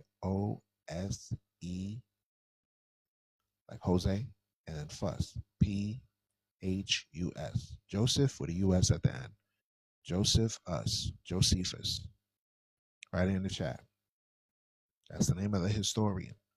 He writes in his Antiquities of the Jews, he identifies Haman specifically as a Macedonian, not merely just an Agagite. Josephus writes, quote, "Now there was one Haman, the son of Amadatha, by birth a Macedonian, but in other respects, one of the principal persons about the king." The source is Antiquities of the Jews, book 11, chapter 6, concerning Esther and Mordecai and Haman. Okay, that's the name of the book. So I gave you a secondary source to back up what we're reading in the Bible. So, Macedonian, which is Greek, which connects directly to the Hellenistic world, right? The Hellenistic world was responsible for doing a bunch of egregious actions to our people, right? When you look up the Greeks, you find out that the Greeks had captives. Those people they held as captives were us, our ancestors. And these same jokers on History Channel tell you the Greeks and the Romans were the dawn of Western civilization, y'all. You understand? So this connects the world to Alexander the Greek. And this brings us the thread that runs through all of this. The Macedonian, Edomite, Hellenistic Empire. Entanglement that would produce some of the most consequential villains throughout Afro-Hebraic history, y'all. Now, let's talk about Alexander's descendants, the children of the Macedonian thread. Let's talk about it for a second, y'all. When we talk about Alexander the Great of Macedon, right? The man who conquered the world between 334 to 323 BCE, right? And before these people start to email me and start talking about stuff like, oh, forefront, he was the greatest military general on the planet and all this BS, right? We're going to examine it from a spiritual perspective, y'all. Okay? Let's break this down to a fraction. The cultural legacy of Hellenization was forced cultural adoption, forced assimilation, okay? Forced indoctrination, okay? Y'all understand that? It was forced imposition of Greek culture, Greek religion, basically Edomite culture, Edomite religion, let's put it like that. Greek philosophy, Greek government structures placed onto nations and peoples with their own identity and culture. So think about this for a second. Just like the way the Greeks imposed their language, their philosophy, their Olympic sports, they still do that to this day. That's why the majority of the planet speaks what language?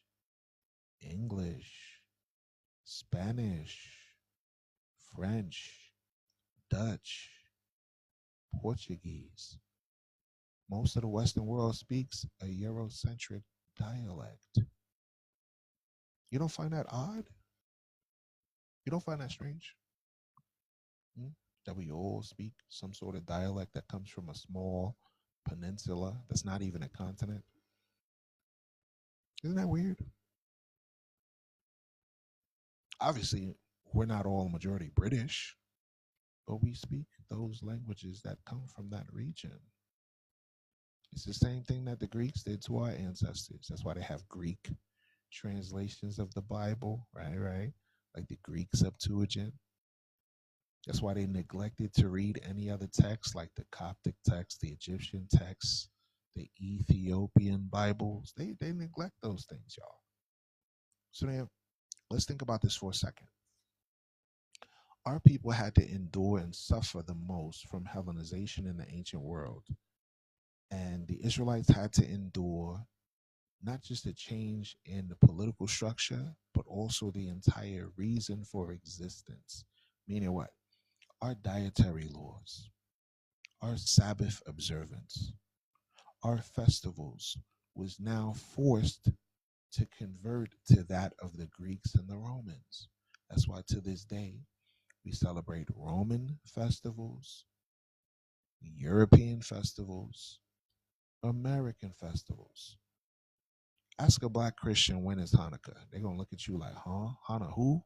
Hanukkah who? Hanukkah what? Hanukkah huh? Ask them. You're going to be confused as hell. Ask them about Passover. They're going to say, what's that? You talking about Easter? Huh?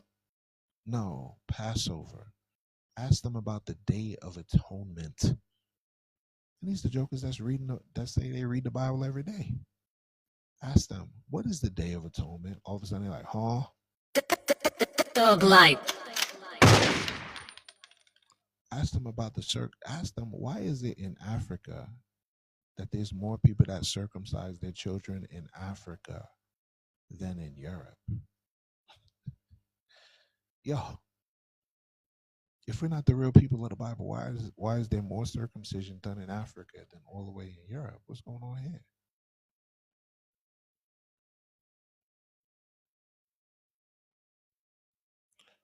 Ralph said, there's actually a believer on here who blocked me for asking if he celebrated the feast. LOL. Yeah. It's very strange.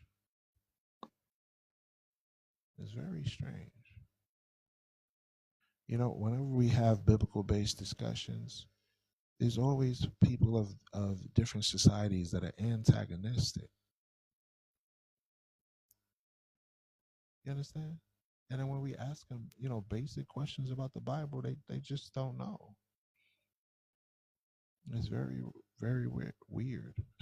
It's turtleneck doctrines. That's funny as hell. That's funny as hell. So now, Alexander the Greek passed away around 323 BCE, around the age of 32, right? His empire fractured amongst 4 generals that were called the Diadochi. Okay? The region of Judah or Judea eventually came under their control under the Seleucid Empire. And you had specifically a demon of all demons that every student of history should know. His name is Antiochus the Fourth Epiphanes. This dude was so arrogant. He called himself God manifest. God manifest in the flesh. That's what he called himself. But our people was like, this dude crazy. We're going to call him Epimanes, which just means a madman. He's a madman. There's jokers out here that think that they're deity. Y'all, let me tell you something. Esau walk around and think he's a god on the earth, y'all. Something wrong with them, y'all. And they got little puppets of our people that be following them too. I want to come and argue with us. We call them the lap dogs. The lap dogs. They be coming in the comment section real quick. My moderators just be muting them like a little chihuahua. They don't never come with scriptures. They always come arguing. It'd be funny too. So let's read something in First Maccabees real quick. Let's go to First Maccabees. First Maccabees chapter 1. And we're going to read 41 down to 50. So Antiochus did something evil to our people. Right? Yes. Give a couple of hearts to the moderators. Also, if y'all want to contribute to our efforts to teach, donate via Cash App, APHIELLEVI. All right? The link is in the bio also. I want y'all to think about this for a second, y'all. We're going to read something right now that's going to mirror Christianity. And when we read it, we just going to ask questions, okay? Okay, so I hope nobody that's in the Christian religion gets into their feelings just because we ask questions, okay? Listen close. First Maccabees chapter 1, verse 41. Moreover, King Antiochus wrote to his whole kingdom that all should be one people. So now, all should be one people. All should be one people. Do we live in a society where they allege that we all should be one people? Let's make it plain. They call it democracy. They call it assimilation. They call it integration. They call it New World Order, Novus Ordo Seclorum, right? New secular world. If your answer is yes, let's walk down this rabbit hole. Watch this. And everyone should leave his laws. So all the heathen agreed according to the commandment of the king. Do we live in a society where most people leave their religious structure, leave their life habits, come to Western civilization, and assimilate into Western culture? If your answer is yes, let's continue down this rabbit hole. Watch this. Yea, many also of the Israelites consented to his religion and sacrificed to idols and profaned the Sabbath. Do you have blacks, Latinos, Africans, and different nationalities of the Afro-Hebraic community consenting to the religion of Western civilization? Yes or no? And in these religions, do they have a certain idol that they put up and say, this is God, this is Jesus, manifest in the flesh, with no Bible verse? Let me help you. If you're confused, let me help you. Let's pull up an image here.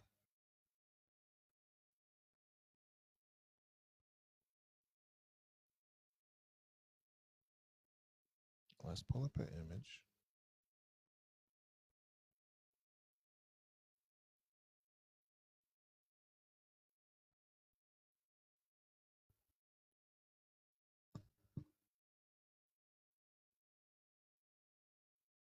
Here we go. Here we go. How many of y'all have gone to church and they told you Jesus looks like this? Y for yes and for no. How many of y'all have gone to church, whether Baptist, Pentecostal, Seventh-day Adventist? They got a brown hair or blonde hair, blue-eyed, chill on you center kind of guy.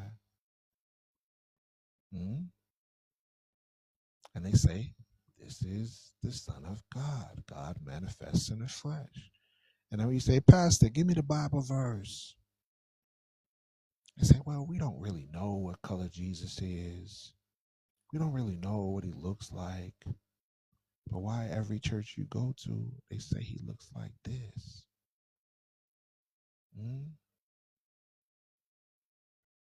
That's odd. One second, y'all.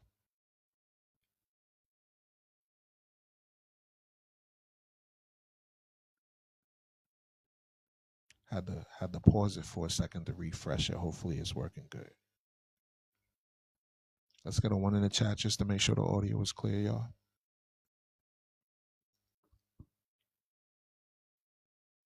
Let's get a 1 in the chat just to make sure the audio is good. Okay, good. Now, with this religion, we're going to make a comparison between what we're reading here during Greek and Edomite occupation versus what we're taught in church. Watch this. Verse 44, 1 Maccabees chapter 1, verse 44. For the king had sent letters by messengers to Jerusalem and the cities of Judah, for they should follow the strange laws of the land. Now listen to this. And forbid burnt offerings and sacrifice and drink offerings in the temple, and that they should profane the Sabbaths and festival days. So let's ask a question.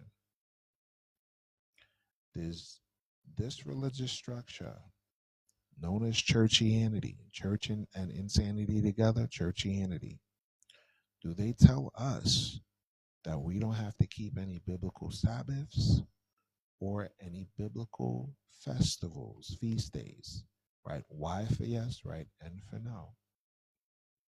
We're reading here in the book of Maccabees that Antiochus had forced people in the Holy Land to discontinue celebrating the festivals of the Bible.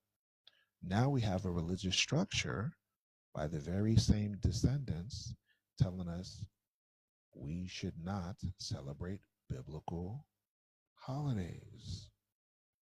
The parallels are uncanny. Let's read on. Watch this. It says that they should profane the Sabbaths and festival days and pollute the sanctuary and holy people, set up altars. When you go to church, does your church have altars? Yes or no? We're just asking questions. I'm not giving y'all any answers. I'm just asking everybody that's on, yes or no. Is there an altar call? Folks are saying wise. You got wise in the building everywhere. You understand? We're just reading the Bible and asking questions. Then it says, and set up groves and chapels of idols. And chapels of idols. So, groves are the areas where they have little gardens and trees. Do you notice that there are a lot of churches that have groves, that have trees and gardens? How many churches have you been to? And they have weddings and celebrations and funerals in their groves, in their garden areas. Why for yes and for no? Unless you're one of them folks that went to a poor church and you was just in a box in a corner somewhere. I'm talking those big cathedrals. I'm talking cemeteries. I'm talking wedding ceremonies in the groves. Then it says chapels of idols. How many of you have gone to churches, right? Cathedrals, temples, where they had either statues, like physical statues there, either inside the church or in the garden area, or they had pictures that they put up on the wall, or they had pictures that they put up on the projector screen while you were singing, and they said, "This is the Son of God. This is God manifested in the flesh." And then when you ask them, show it to me in the Bible, they ain't had not a single Bible verse to support this image. The Bible forewarned y'all. It's right there in the book, y'all. We got wives all across the board. Not a single one of these Christians that's on TikTok right now can give me a Bible verse proven with 5 Bible verses that Jesus even looks like this. Not a single damn one. And we tried. We had TikTok lives where we were online for 3 hours and nobody could produce one scripture. You understand? I asked them, show me a Bible verse that say Jesus is European, please. And they get mad at me because I'm reading. Okay, let's read on. It says, set up altars and groves and chapels of idols and sacrifice swine's flesh and unclean beasts. During Christmas, do certain religious structures eat a Christmas ham, aka swine's flesh? We just asking questions. Why for yes and for no? Right in chat. We got yup, we got yes, we got yup. Why is in the building? So, chapels of idols, check. Eatings unclean foods, swine's meat, yes, check. Worship of idols, check. Y'all, this is Christianity before it became Christianity, y'all. Hostile in range. This is Christianity before it was formally established by the Romans. What Antiochus was establishing was the precursor to what we call Christianity today, y'all. Christianity is Luciferianism and Satanism masqueraded as the religion of a black Messiah when it's not. Jesus is a black man. These are not Hebrews. Nowhere in the Bible does it say that the original Hebrews were blonde-haired, blue-eyed, chilling white center kind of guy. Now, what was the purpose of the Greeks infiltrating our religion? What was their soul structure and their modus operandi? Let's read verse 50. It says, verse 49 and verse 50, 1 Maccabees chapter 1, verse 49 and 50. It says, to the end that they might forget the law. Forget the law. Forget the law. To the end that they might forget the law and change all the ordinances. And whosoever would not do according to the commandment of the king, he said he should die. Hostile in range. Wow. Wow. So if you didn't follow Christianity, what would happen to you? This is the ancient version of cultural erasure. This is the ancient version of cultural appropriation. You understand? It was enforced through extreme measures. The book of Maccabees, when you read it, it records a mother and her 7 sons that were unalived and extinguished by these Greeks because they refused to eat pork. And now y'all jokers just go to the grocery store and buy bacon and eat it like it's nothing, when our ancestors fought and clawed their way not to eat it. There's folks that want to argue with us and say you can eat whatever you want when our people were unalived, not wanting to eat the unclean food, y'all. Let's read it. Let's read it. 2 Maccabees chapter 7. We're going to read verse 1 and verse 2. 2 Maccabees chapter 7, verse 1 and verse 2. Write it down, highlight it, underline it. Y'all don't understand. Forefront Radio is like taking my time to really break this down for y'all. Y'all know it's 3 a.m. where I'm at, Central African time. Show some love, y'all. Tap the screen, get the likes up. I'm up 3 a.m. doing Bible study with y'all. You understand? Wife and kid passed out right now. But I'm going over this with y'all because I want y'all to know it. All right? 2 Maccabees chapter 7, verse 1 and verse 2. It came to pass also the seven brethren, with their mother were taken and compelled by the king against the law to taste swine's flesh. To taste swine's flesh. And were tormented with scourges and whips. What that sound like? Was there a certain demographic that went out of their way to torment our ancestors with scourges and whips? Hostile in range. Sound like the same folks, huh? Sound like the same folks, don't it?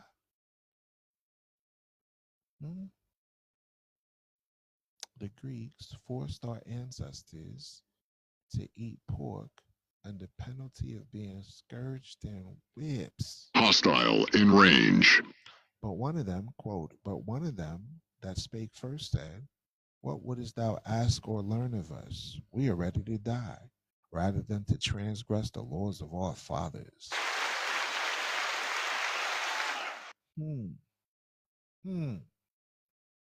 How many of you are willing to fight for what you believe in? Our ancestors endured so much. We got to stop going backwards. We got to go forward, y'all. If they were so resilient against pork, what is stopping you? If they were so resilient that they was fighting against those trying to make us forget the law, what's stopping you? Christianity wants you to stop following the Bible. They want you to be comfortable in lawless behavior to the point where they demonize you and call you a Judaizer or a heretic if you want to do what the Bible says. Weird. Hostile in range. And it's the same spirit here. The Doeg the Edomite spirit. We rather live for Christ than die in sin. We have to live after the laws of our fathers. We have a heritage. We have a history prior to captivity. We are the people of the book. Don't ever let them take that away from you. Now, where do the Edomites come back into this picture? Because you might be wondering, how does Antiochus Epiphanes and the Seleucid Empire fit with Doeg the Edomite, right? And Edom. Everything connects through the region called Idumea. You see, Idumea is the Hellenized name for Edom. When the Babylonians exiled and displaced our Israelite population to southern territories all over the place, the Edomites moved into the land. And they occupied the southern highlands of Judea, including Hebron. When you get into the books of Maccabees, specifically John Hyrcanus I conquered the Idumeans around 125 BCE. That's 100 years, 125 years before Christ was born. Okay? He did something that would prove to be among the most consequential decisions in Israelite history. He gave the Idumeans a choice. He said, convert to Judaism, be circumcised, keep the Torah, or leave. So what did the Edomites do? The Edomites, they converted, or at least they say they did, right? As according to Antiquities of the Jews, Book 13, Chapter 9. Hyrcanus subdues all Syria and makes an alliance with the Romans and the Macedonians. He also makes the Idumeans convert to become Jews. Now, why is that important? One might ask. Let's read the history. Watch this. Let's pull up the book right now, and we're going to read Josephus' Complete Works, Chapter 9, The passing away of Antiochus Hyrcanus made an expedition against Syria and made a league with the Romans concerning the passing away of King Demetrius and Alexander. Quote. You see, I'm giving y'all quotes. I'm giving y'all history information. But when Hyrcanus heard of the passing away of Antiochus, he presently made an expedition against the cities of Syria, hoping to find them destitute of fighting men, and of such as were able to defend them. However, it was not till the 6th month that he took Medeba, and that not without the greatest distress of his army. After this, he took Samega and the neighboring places, and besides these, Shechem and Gerizim, and the nation of the Cuthians, who dwelt at the temple, which resembled the temple which was at Jerusalem, and which Alexander permitted Sanballat, the general of his army, to build for the sake of Manasseh, who was son-in-law to Jaddua the high priest, as we have formerly related, which temple was now deserted 200 years later after it was built. Hyrcanus took also Dora and Marissa, cities of Idumea. You ever heard Spanish people call their children Marissa, Marissa, Marissa? That's a city of the Idumeans, Edomites. Watch this. Dora, you ever heard a Spanish person call their daughters Dora? Yeah, Idumeans, Edomites. Cities of Idumea, and subdued all the Idumeans and permitted them to stay in the country if they would circumcise their genitals and make use of the laws of the Hebrews, and that they were desirous of living in the country of their forefathers, that they submitted to the use of circumcision and of the rest of the Israelite ways of living, at which time therefore this befell them, that they were hereafter no other than Jews. This tells you how Eurocentric looking folks that are red and hairy became the letter U, wish. This is how them folks converted to being in the Holy Land right now. The original black inhabitants forcefully converted them folks that look like this demographic to a religion that started in Africa. If you get it, you get it. If you don't, you don't. Why is that important? Well, here's the historical irony. The descendants of Esau, who have had a long time animosity and hated the covenant, the same Edomites who sold the birthright away, the same ones who swore to unalive Jacob, are now, by political persuasion, citizens of Judah. They're part of the Judean Commonwealth now. The irony, y'all. They are carrying now Israelite passports and saying that they're the real people of the Bible when they're not. Hostile in range. They are attending synagogues right now to this day. Hostile in range. They are wearing covenant externally, while many of them harbor no covenant commitment at all. Hostile in range. They're in the so-called Holy Land, and they're having LGBTQRSTUV Elemental P parades. Hostile in range. They say they love the Most High God, but it's the biggest secular country on the planet. Hostile in range. These jokers think that they're the juice with the letter, J, like apple juice, pineapple juice, but they're not. Doeg light. Y'all, what does the Bible call them? Let's go to Malachi chapter 1. What does the Bible call them? How are you the biggest secular nation and full of democracy, and you ain't doing nothing the Bible say, but billions of dollars getting sent to you, and people say that you the holy chosen people? That's weird. Malachi is right before you get to Matthew. There's folks that know Matthew, but they don't know Malachi. And that's right before you even get to Matthew. Malachi chapter 1, verse 3. Malachi chapter 1, verse 3. and I hated Esau. How did God feel about the Edomites? And I hated Esau and laid his mountains and his heritage waste for the dragons of the wilderness. Whereas Edom says, we are impoverished, but we will return and build the desolate places. Thus saith the Lord of hosts, they shall build, and I will throw down, and they shall call them the border of wickedness. What does God call the Edomites? The border of wickedness. And the people against whom the Lord has indignation forever. Hostile in range. How long God don't like them? How long God can't stand them? Forever. Why? Why? Why are they called the border of wickedness? Why are they the people that the Most High has indignation with forever? He's saying, look, they will build.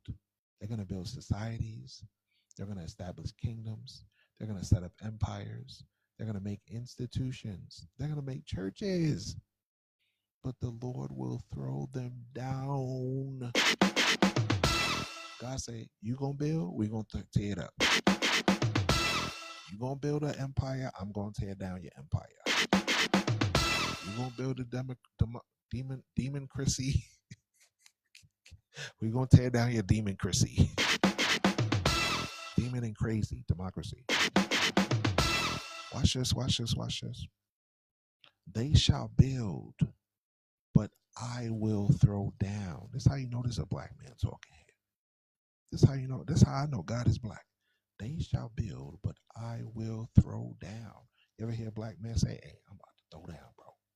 I'm about to throw down. These folks out here that made me mad, I'm about to throw down. You ever heard black folks talk like that? Yeah, we get it from our dad up there. Yeah. We get it from our papa. We get it from our papa. Watch this. Y'all, the Most High said he gonna throw it down. Y'all, that's a prophetic promise. Remind me of J.J. Evans. You old school with it. So think about this for a second, y'all. Out of this Idumean conversion, this political expedient acceptance of Israelite citizenship, came the most infamous Edomite of the New Testament, a man who wore the crown of Judah, but he was harbored as an Edomite. His name was Herod. Hostile in range. And he was not a Hebrew from the lineage of Judah. He was not. Let's talk about Herod the Idumean, the Edomite king of the Yahudim. They called him Herod the Great, but he wasn't so great. I say that with sarcasm because the Roman Senate called him great. The Caesars called him a friend. You understand?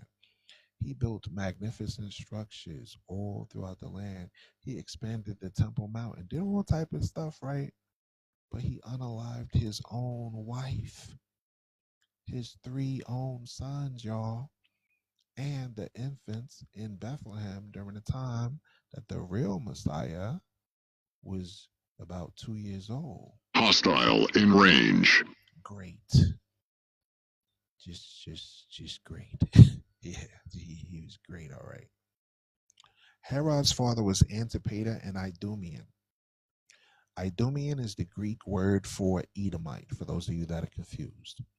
His mother was called Cypros or Cypros, and she was an Nabatean Arab. This is why some of these dummies that don't realize the truth, they say based on this woman named Cyprus, that the Edomites are Arab because Herod married a Nabatean. That's why they say that. They say, oh, look, Esau married into the lineage of Arabs. That means they're Arabs because they're getting it from the mother side. That's what that doctrine comes from. The very same folks that stole the land. You got black folks that's falling for it and saying, yeah, they're Arabs. The Ishmaelites, they're not Europeans, they're Arabs. The Edomites, they're not Europeans, they're Arabs forefront. Yo, so he was a descendant of Esau Edom, right? He was appointed as king over Judah. And this detail is critical because he was established. Your hair is fire. Okay, thank you. I appreciate you. Thank you. I appreciate you. What was I reading? I was trying to read this thing. Oh, yeah. So he was set up as a Roman by the Roman Senate around 337 BCE. So 37 years before Christ. 37 years before Christ. That's when he was set up as a leader over Judah. Now, when you read Jeremiah 14 verse 2, right? What is the description of the tribe of Judah? The verse says they are black. So think of it like Rahm Emanuel, right? Ruling over a black city like Chicago. Or think of like Rudy Giuliani, right? Ruling over, let's say, Atlanta. Or ruling over, like, let's say, the black side of Brooklyn. You understand?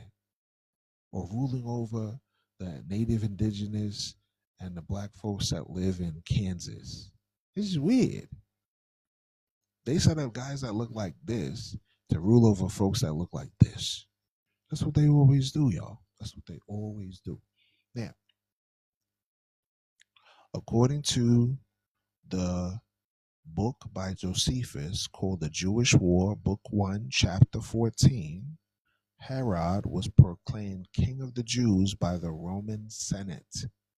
So I'm giving you the source where you can look it up. Josephus is the author. The book is entitled The Jewish War, Book 1, Chapter 14. Okay, I'm giving you the source so y'all know where I got it from. You should research Job, the area and his family name. Nah, I don't need to, because there's folks out here that would say, oh, Job was an Edomite based on this that I read in the Septuagint and blah, blah, blah, blah. I don't care about that. I don't care about that. It's inconsequential to me. You know why? Because I already got other records that debunks that. You understand what I'm saying? So I appreciate your time, but we already have history showing that they integrated their lineage with the Greeks and the Romans. That's the main focus that we're focusing on because they're the ones that brought us Christianity. That's why we're focusing on that, because it's the largest religion on the planet. They tell us that Jesus is European with no Bible verse. That's why we focus on that. You understand? Because they got our people in a spiritual trap. You understand? All right. So Doeg's pattern is this: an Edomite who operates within the structure of the covenant community's governance, wielding the power of a foreign empire, right, against the covenant people. Then you have Doeg who works for Saul. Now you have Herod who worked for Rome. Different address, same spirit. Different address, same location. 666 Avenue. That's them folks. These folks is 666 Avenue, if you get what I'm saying. So the pattern is not an accident, y'all. In the same way that Doeg went to unalive and slaughter the priests at Nob, it's the same way Herod's first act when he secured his power, guess what he did? He slaughtered the Sanhedrin. 45 to 71 members. 45 out of the 71 members, the governing body of the Israelite law, gone. In the same way Doeg the Edomite was taking out the priests, one of Herod, this is part they leave out of history. You understand? You know why? Let me show you something. I had looked this up online. when I was researching this topic and I had typed online, my question was, did Herod place people into the Sanhedrin? Okay. Remember when the Messiah, the real one, the black one, was arguing with the scribes and Pharisees and all of them folks? These were puppets set up by Herod the Idumean. You understand? Let me change the picture so y'all can see a picture of like Herod. Let me change the picture.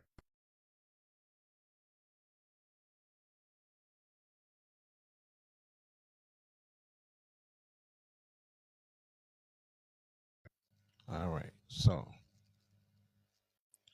this right here that we're about to show you will give us an example. Okay.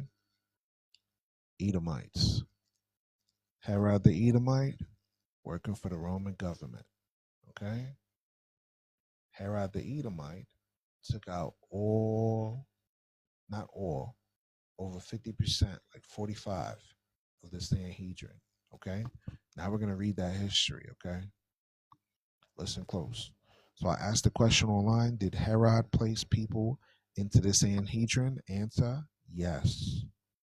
Herod the Great significantly altered the composition of the Sanhedrin, which was the Israelite High Council. Y'all, they went into our church, ripped out the leaders, and installed their own leaders to suit his political goals, effectively shifting its power from a body of religious sages to one that was subservient to his rule. Hostile in range. Why is that important? When the Messiah was walking the earth as a black man with woolly hair, there was religious leaders that was arguing with him. Sadducees, scribes, Pharisees, Herodians. A lot of times we skip over the people that's called Herodians. Who are these Herodians? They were puppets. They were the puppets that was inside the Sanhedrin that was established by Herod. You understand? So when they was arguing with Jesus and they said, oh, we're from Abraham's seed too. Yeah, they came from Abraham, but they didn't come from Judah. They didn't come from Benjamin or Levi.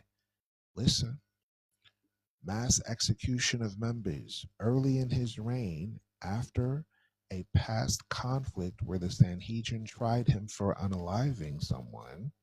Herod executed all but one member, reputedly Shammai, of the existing Sanhedrin.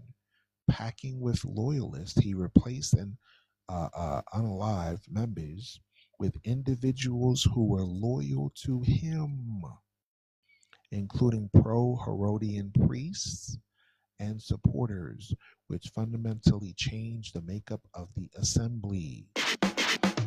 So imagine you got a church set up, right? And this joker, right, Herod, who works for the Romans, takes out all the black folks that's there, majority of the black folks, and set up Edomites as priests. Y'all understand? Y'all understand that? Put a 1 in the chat if y'all understand. Put a 2 if you're confused. You understand?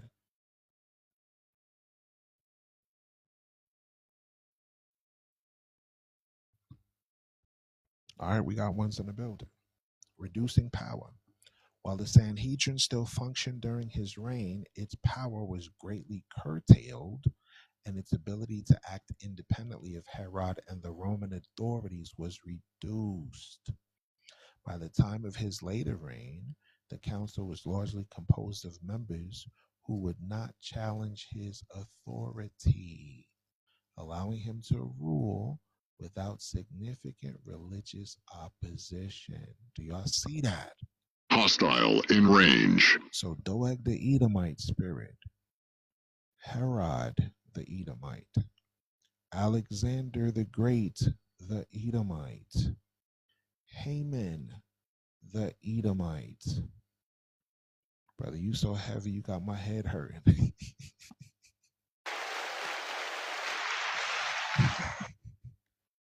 We deep with it, right? All right, we've been on this discussion for about 3 hours. All right, so what did you learn today?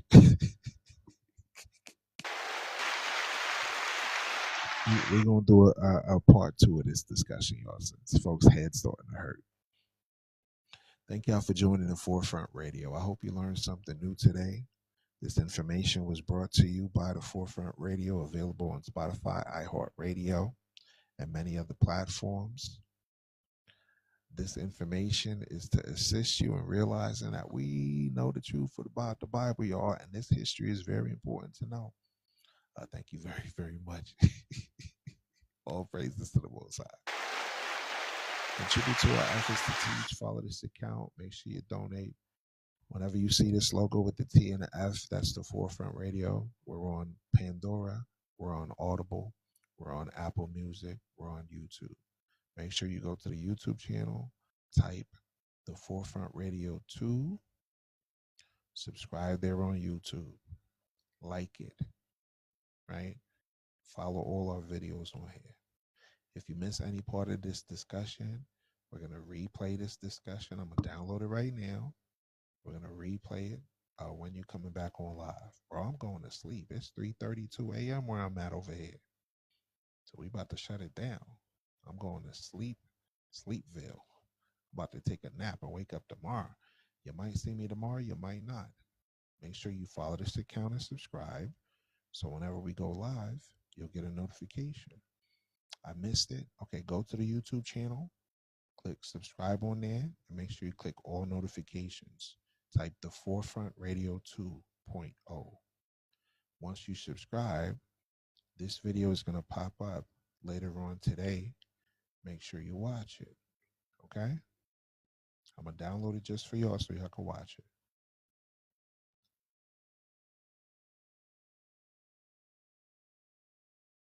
All right.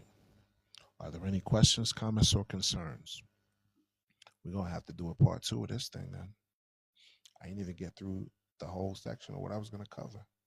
We only went to segment 4. We're in segment 4 of 9 segments. So you see how our Forefront is very thorough, right? You see how we're very thorough with the scriptures, right? In history, right? We want to make sure y'all get it. All right? We're going to play a song and then we'll close out. We'll play a song for y'all and then we'll close out. We're just going to have to continue this conversation on another live. Let's play this song right here.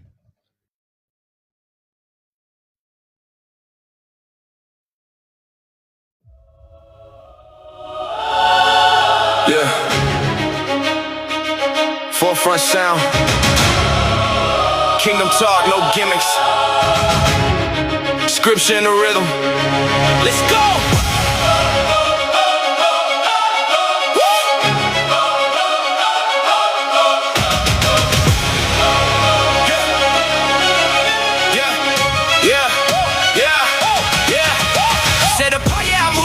Called out the world, no blend, no mixing. Deuteronomy flow, yeah, the law been written. Chosen out the earth, that's divine position. Not random, not luck, that's selection. Most high chose us, that's divine election. Out of all nations, yeah, we stand alone. Royal bloodline, yeah, the throne, our home. Holy meats, yeah, we walk that code. Not in this world, yeah, we bear that load. People want it down, but the truth, they lit. Set up our nation, can counterfeit. Yeah. We the chosen, yeah. We set apart from the start. Yeah, he marked our heart. Royal priesthood, yeah.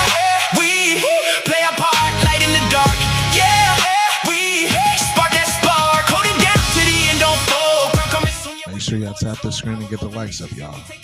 Kingdom authority, body and soul.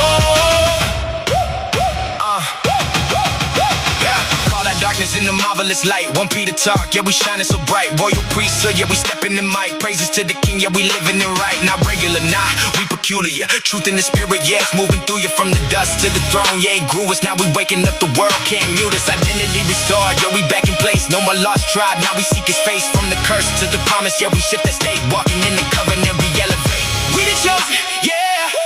If y'all want to hear this song, the song is right now on our page here on TikTok. It's called Above All Nations. That's the name of the album, Above All Nations. It's also on our YouTube channel.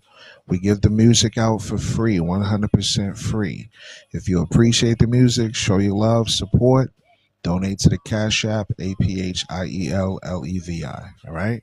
The music is free, but if you want to show your support, to contribute to our efforts to teach here in Africa. All right?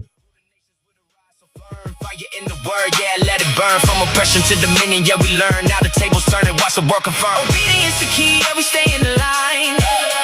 Not just hearers of the word, we apply in the mind. Set apart in the flesh and the spirit combined. Yeah, we walking out the truth, no decline. Chosen generation, yeah, we rise again. From the ashes to the throne, yeah, we win in the end. Covenant people, yeah, we more than man. Called by the Most High, don't pretend. Yeah. Set apart forever. Royal blood. Once again, this music is available on our YouTube channel. The album is called Above All Nations. Go there and you'll be able to hear that track, all right? This is also one of my favorite joints, No More Captivity. No more chains on the chosen. No more chains on the chosen. No more silence. No more silence. From now on, judgment speaking. No more captivity. No more captivity. No more captivity. From now on, we ain't letting the pressure ride. You wasn't with the covenant, wasn't with us in the fire. Now they tremble when the kingdom rise. No more captivity. The Lion of Judah stepping in the light.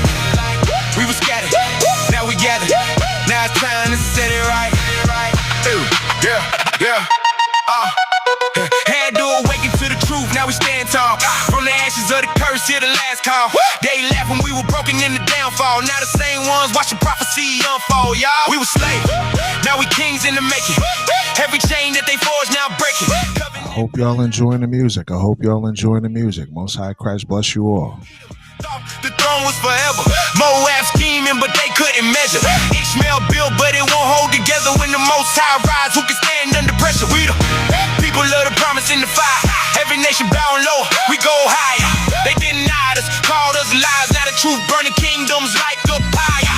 Who they mocking? Who they mocking? They're the same ones running when the power start dropping. We was hidden, I reveal. Ain't no stopping. No more captivity. No more captivity. No more captivity. From now on, we ain't letting the pressure ride. You wasn't with the covenant, wasn't with us in the fire. Now they tremble when the kingdom rise. No more captivity. No more captivity.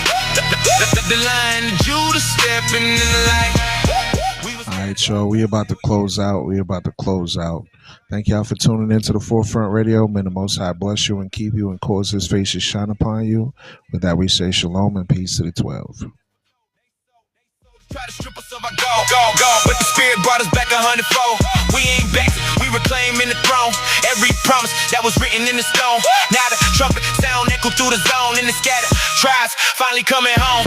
Edom, pride, yeah, it fall like a tower. Moab schemes getting crushed in the hour. Ishmael's strength fade away from the power. When the Most High speak it devour. We were low, now we rising as rulers. From the wilderness to heavenly future. They can't stop what was written in the scriptures. Judgment coming now, the world see it clearer. Sound the alarm, let it ring through the land. This the moment that was always in the plan for captivity. The ruling with his hand, now the kingdom of Israel gon' stand. They had their time, now it's ours. Tears turn to crowns, pain turn to power. No more captivity. No more captivity. No more captivity. From now on, we ain't letting the pressure ride.